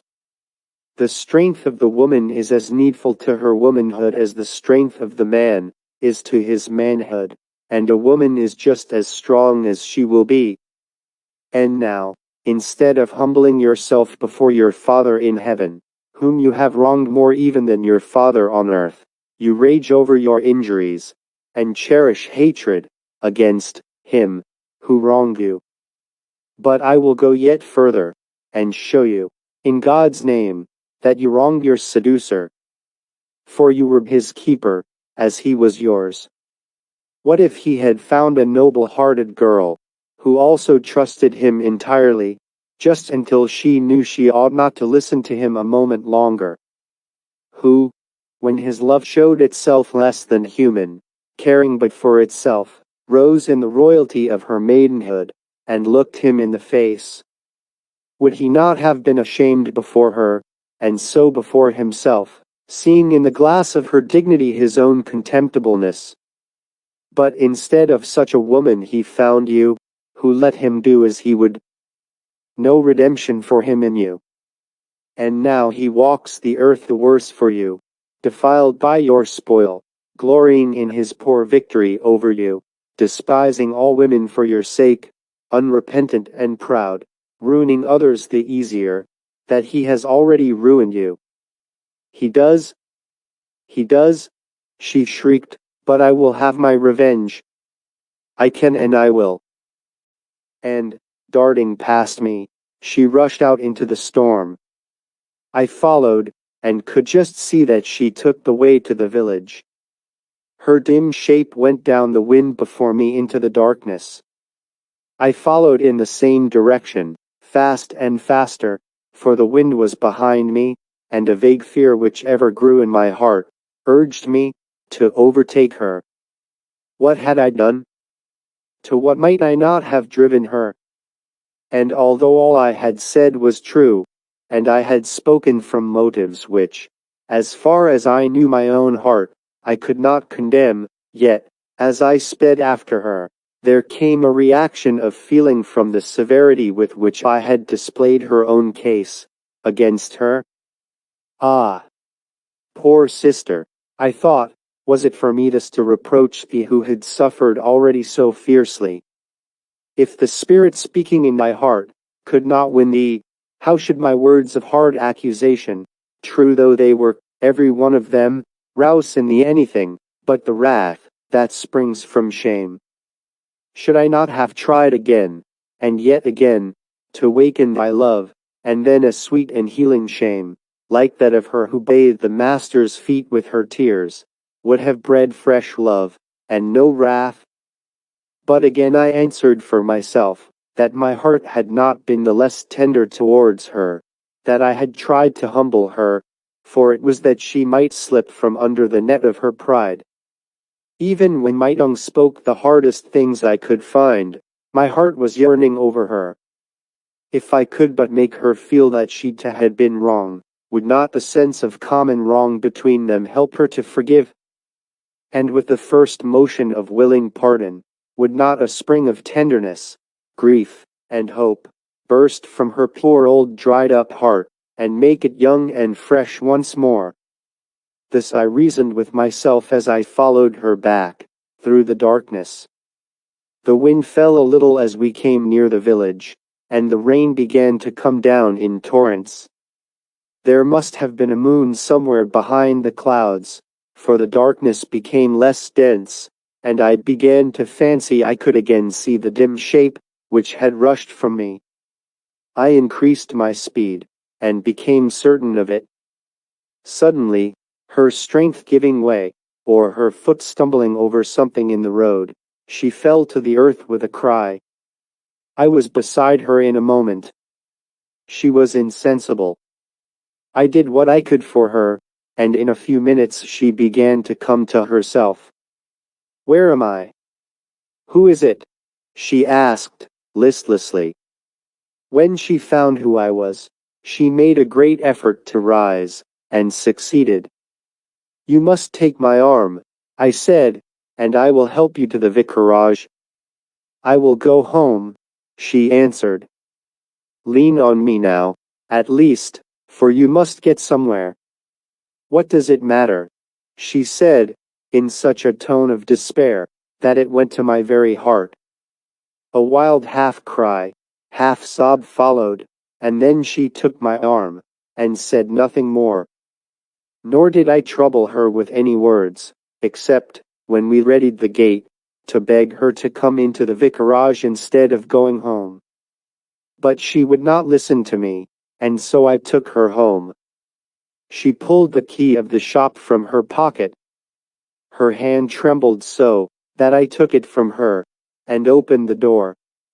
A candle with a long snuff was flickering on the counter, and stretched out on the counter, with his head about a foot from the candle, lay little Gerard, fast asleep. "Ah, little darling," I said in my heart, "this is not much like painting the sky yet. But who knows?" And as I uttered the commonplace question in my mind it was suddenly changed into the half of a great dim prophecy, by the answer which arose to it there, for the answer was God. I lifted the little fellow in my arms. He had fallen asleep weeping, and his face was dirty, and streaked with the channels of his tears. Catherine had snuffed the candle, and now stood with it in her hand, waiting for me to go. But, without heeding her, I bore my child to the door that led to their dwelling. I had never been up those stairs before, and therefore knew nothing of the way. But without offering any opposition, his mother followed, and lighted me. What a sad face of suffering and strife it was upon which that dim light fell! She set the candle down upon the table of a small room, at the top of the stairs, which might have been comfortable enough, but that it was neglected and disordered, and now I saw that she did not even have her child to sleep with her, for his crib stood in a corner of this their sitting room. I sat down on a haircloth couch, and proceeded to undress little Gerard, trying as much as I could not to wake him. In this I was almost successful. Catherine stood staring at me without saying a word. She looked dazed, perhaps from the effects of her fall. But she brought me his nightgown notwithstanding. Just as I had finished putting it on, and was rising to lay him in his crib, he opened his eyes, and looked at me, then gave a hurried look round, as if for his mother, then threw his arms about my neck, and kissed me. I laid him down, and the same moment he was fast asleep. In the morning it would not be even a dream to him. Now, I thought, you are safe for the night, poor fatherless child. Even your mother's hardness will not make you sad now. Perhaps the Heavenly Father will send you loving dreams. I turned to Catherine, and bade her good night. She just put her hand in mine, but, instead of returning my leave-taking, said, "Do not fancy you will get the better of me, Mr. Walton, by being kind to that boy. I will have my revenge, and I know how. I am only waiting my time. When he is just going to drink, I will dash it from his hand. I will. At the altar I will." Her eyes were flashing almost with madness, and she made fierce gestures with her arm. I saw that argument was useless. "You loved him once, Catherine," I said. "Love him again. Love him better. Forgive him. Revenge is far worse than anything you have done yet. What do I care? Why should I care?" And she laughed terribly. I made haste to leave the room and the house, but I lingered for nearly an hour about the place before I could make up my mind to go home. So much was I afraid lest she should do something altogether insane. But at length I saw the candle appear in the shop, which was some relief to my anxiety, and reflecting that her one consuming thought of revenge was some security for her conduct otherwise, I went home. That night my own troubles seemed small to me, and I did not brood over them at all. My mind was filled with the idea of the sad misery which, rather than in which, that poor woman was, and I prayed for her as for a desolate human world whose sun had deserted the heavens, whose fair fields, rivers, and groves were hardening into the frost of death, and all their germs of hope becoming but portions of the lifeless mass. "If I am sorrowful," I said, "God lives none the less.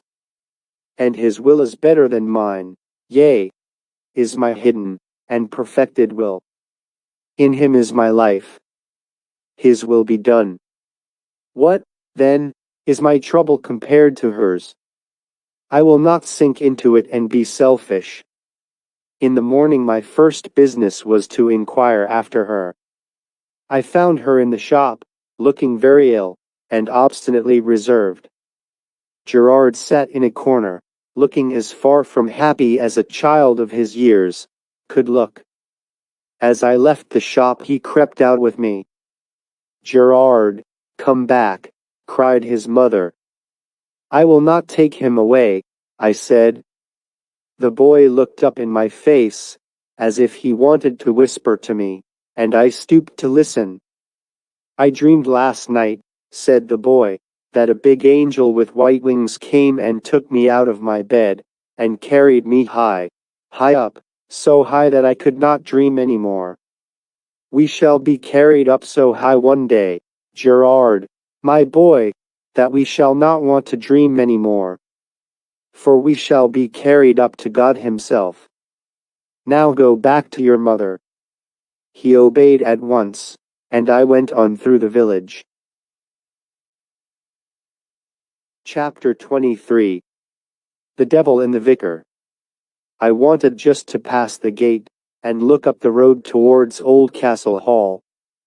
I thought to see nothing but the empty road between the leafless trees, lying there like a dead stream, that would not bear me on to the sunny pleasure dome with caves of ice, that lay beyond.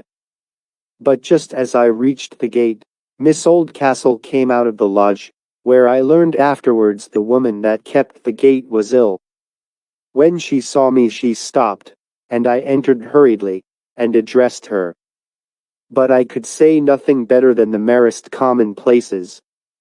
For her old manner, which I had almost forgotten, a certain coldness shadowed with haughtiness, whose influence I had strongly felt when I began to make her acquaintance, had returned.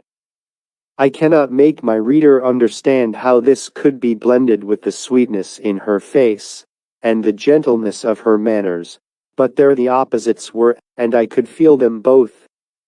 There was likewise a certain drawing of herself away from me, which checked the smallest advance on my part, so that, I wonder at it now, but so it was, after a few words of very ordinary conversation, I bade her good morning and went away, feeling like a man forbid as if I had done her some wrong, and she had chidden me for it. What a stone lay in my breast! I could hardly breathe for it. What could have caused her to change her manner towards me? I had made no advance. I could not have offended her. Yet there she glided up the road, and here stood I, outside the gate. That road was now a flowing river, that bore from me the treasure of the earth, while my boat was spellbound, and could not follow. I would run after her, fall at her feet, and entreat to know wherein I had offended her. But there I stood enchanted, and there she floated away between the trees, till at length she turned the slow sweep, and I, breathing deep as she vanished from my sight, turned likewise, and walked back the dreary way to the village. And now I knew that I had never been miserable in my life before. And I knew, too, that I had never loved her as I loved her now.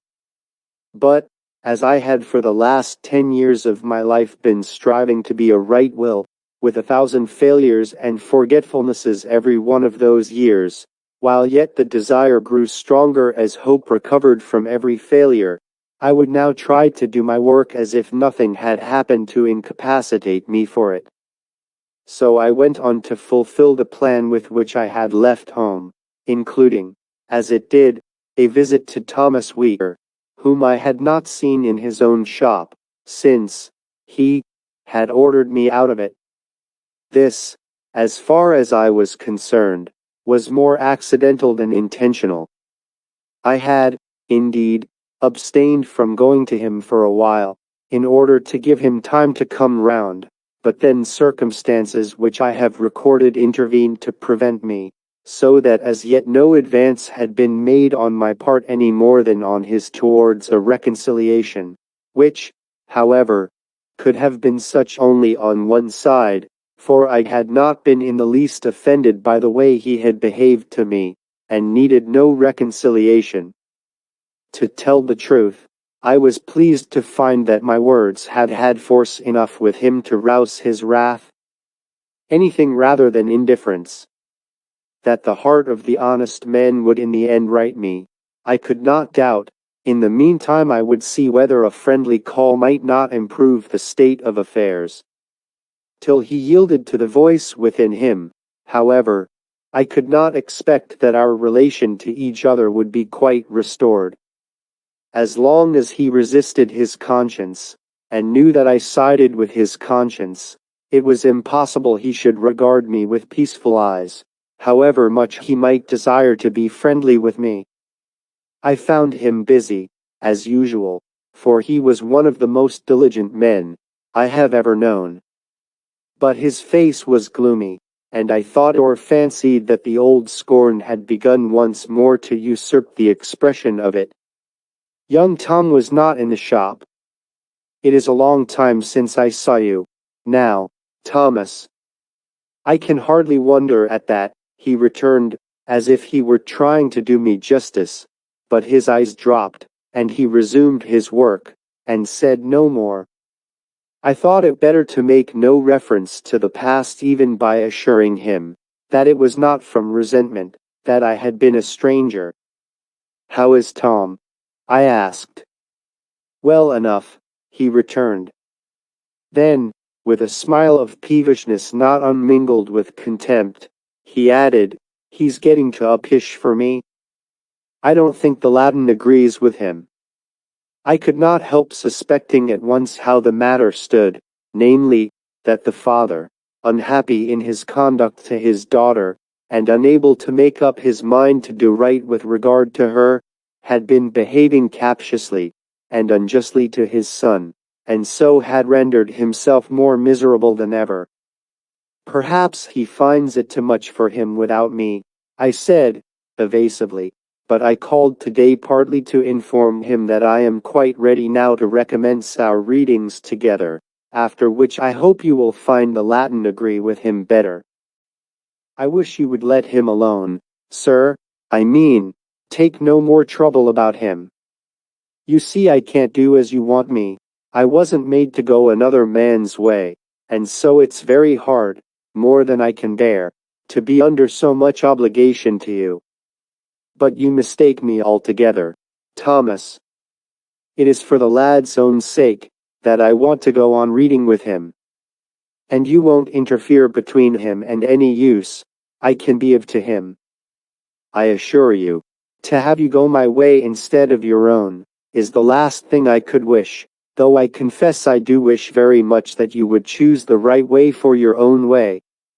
He made me no answer, but maintained a sullen silence. Thomas, I said at length, I had thought you were breaking every bond of Satan that withheld you from entering into the kingdom of heaven, but I fear he has strengthened his bands and holds you now as much a captive as ever. So it is not even your own way you are walking in, but his. It's no use your trying to frighten me. I don't believe in the devil. It is God I want you to believe in. And I am not going to dispute with you now about whether there is a devil or not. In a matter of life and death we have no time for settling every disputed point. Life or death. What do you mean? I mean that whether you believe there is a devil or not, you know there is an evil power in your mind dragging you down. I am not speaking in generals, I mean now, and you know as to what I mean it. And if you yield to it, that evil power, whatever may be your theory about it, will drag you down to death.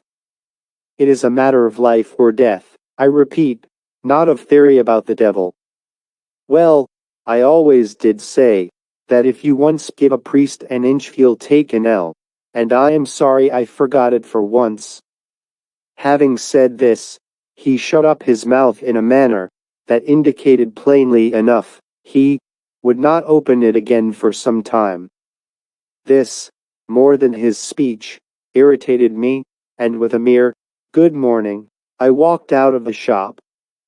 No sooner was I in the open air than I knew that I too, I as well as poor Thomas WEIR, was under a spell, knew that I had gone to him before I had recovered sufficiently from the mingled disappointment and mortification of my interview with Miss Oldcastle, that while I spoke to him I was not speaking with a whole heart, that I had been discharging a duty as if I had been discharging a musket, that, although I had spoken the truth, I had spoken it ungraciously and selfishly. I could not bear it. I turned instantly and went back into the shop. Thomas, my friend, I said, holding out my hand, I beg your pardon. I was wrong. I spoke to you as I ought not. I was troubled in my own mind, and that made me lose my temper, and be rude to you, who are far more troubled than I am. Forgive me. He did not take my hand at first, but stared at me as if, not comprehending me, he supposed that I was backing up what I had said last with more of the same sort.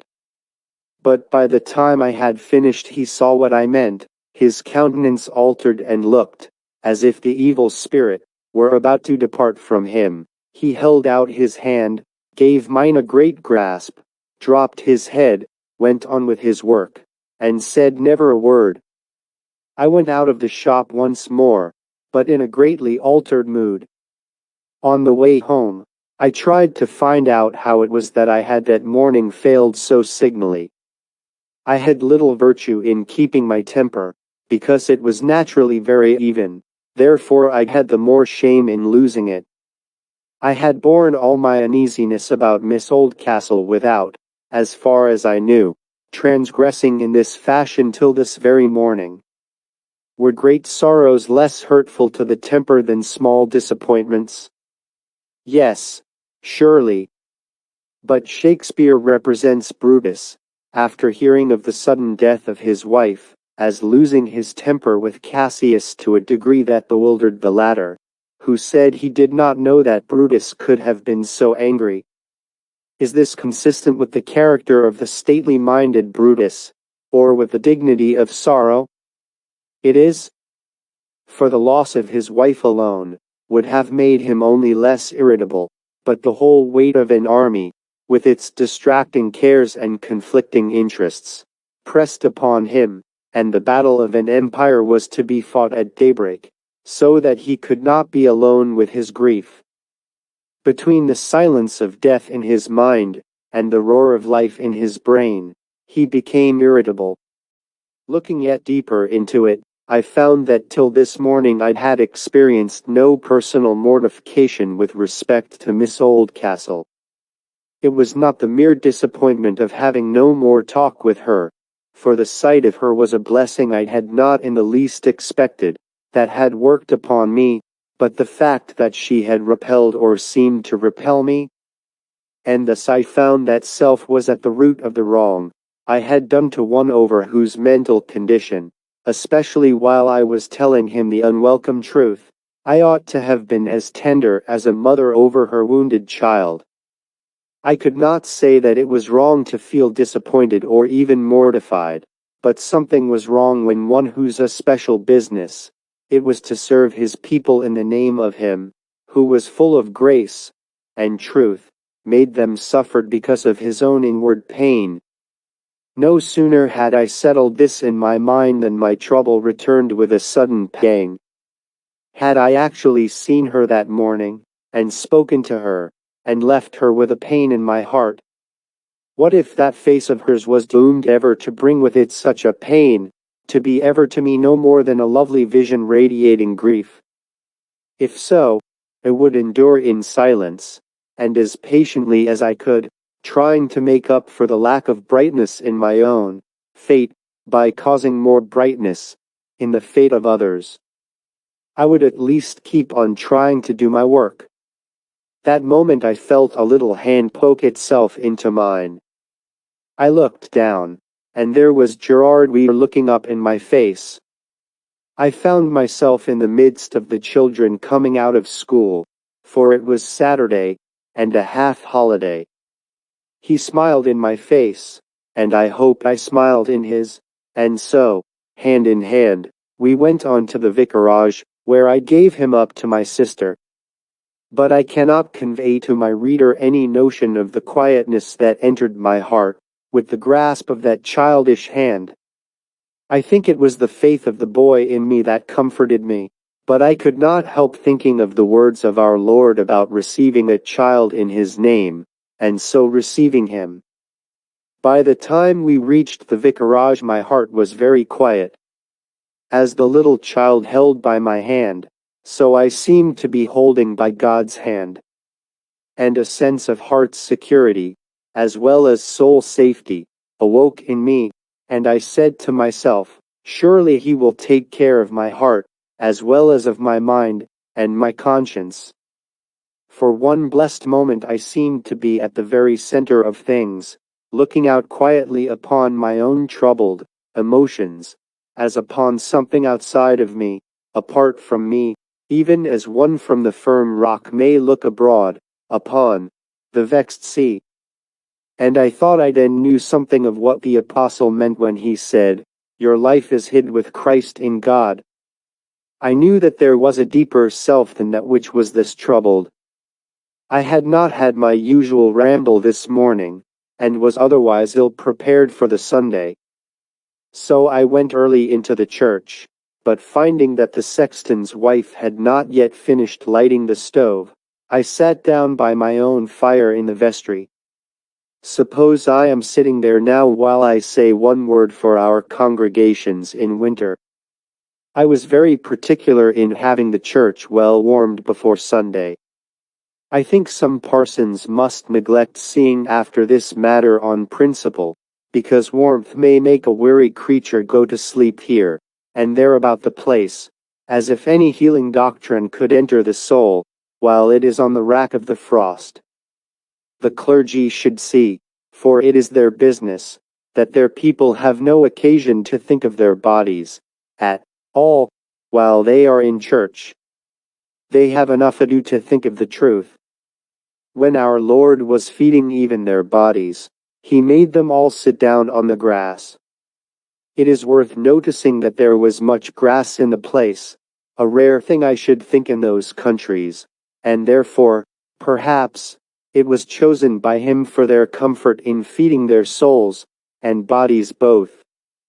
If I may judge from experiences of my own, one of the reasons why some churches are of all places the least likely for anything good to be found in, is that they are as wretchedly cold to the body as they are to the soul, too cold every way for anything to grow in them.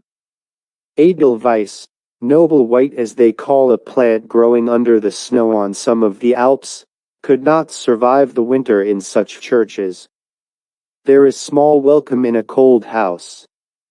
And the clergyman, who is the steward, should look to it. It is for him to give his master's friends a welcome to his master's house, for the welcome of a servant is precious, and nowadays very rare. And now Mrs. Stone must have finished. I go into the old church which looks as if it were quietly waiting for its people. No. She has not done yet. Never mind. How full of meaning the vaulted roof looks. As if, having gathered a soul of its own out of the generations that have worshipped here for so long, it had feeling enough to grow hungry for a psalm before the end of the week. Some such half-foolish fancy was now passing through my tranquilized mind, or rather heart, for the mind would have rejected it at once, when to my, what shall I call it? Not amazement, for the delight was too strong for amazement, the old organ woke up, and began to think aloud. As if it had been brooding over it all the week in the wonderful convolutions of its wooden brain, it began to sigh out the Agnus Dei of Mozart's 12th Mass, upon the air of the still church, which lay swept and garnished for the Sunday. How could it be? I know now, and I guessed then, and my guess was right, and my reader must be content to guess too. I took no step to verify my conjecture, for I felt that I was upon my honor, but sat in one of the pews and listened, till the old organ sobbed itself into silence. Then I heard the steps of the sexton's wife vanish from the church, heard her lock the door, and knew that I was alone in the ancient pile, with the twilight growing thick about me, and felt like Sir Galahad, when, after the rolling organ harmony, he heard wings flutter, voices hover clear. In a moment the mood changed, and I was sorry, not that the dear organ was dead for the night, but actually felt gently mournful that the wonderful old thing never had, and never could have a conscious life of its own. So strangely does the passion, which I had not invented, reader, whoever thou art that thinkest love, and a church do not well harmonize, so strangely, I say, full to overflowing of its own vitality, does it radiate life, that it would even of its own superabundance quicken into blessed consciousness the inanimate objects around it, thinking what they would feel had they a consciousness correspondent to their form, were their faculties moved from within themselves instead of from the will and operation of humanity. I lingered on long in the dark church, as my reader knows I had done often before. Nor did I move from the seat I had first taken till I left the sacred building. And there I made my sermon for the next morning. And herewith I impart it to my reader. But he need not be afraid of another such as I have already given him, for I impart it only in its original germ, its concentrated essence of sermon, these 4 verses. Had I the grace to win the grace of some old man complete in lore, my face would worship at his face, like childhood seated on the floor. Had I the grace to win the grace of childhood, loving shy, apart, the child should find a nearer place, and teach me resting on my heart. Had I the grace to win the grace of maiden living all above, my soul would trample down the base, that she might have a man to love. A grace I have no grace to win knocks now, at my half-open door. Ah, Lord of glory, come thou in, thy grace divine, is, all, and more. This was what I made for myself. I told my people that God had created all our worships, reverences, tendernesses, loves, that they had come out of his heart, and he had made them in us because they were in him first. That otherwise he would not have cared to make them. That all that we could imagine of the wise, the lovely, the beautiful, was in him, only infinitely more of them than we could not merely imagine, but understand, even if he did all he could to explain them to us, to make us understand them. That in him was all the wise teaching of the best man ever known in the world and more, all the grace and gentleness, and truth of the best child and more, all the tenderness and devotion of the truest type of womankind, and more, for there is a love that passes the love of woman, not the love of Jonathan to David, though David said so, but the love of God to the men and women whom he has made. Therefore, we must be all God's, and all our aspirations, all our worships, all our honors, all our loves, must center in him, the best.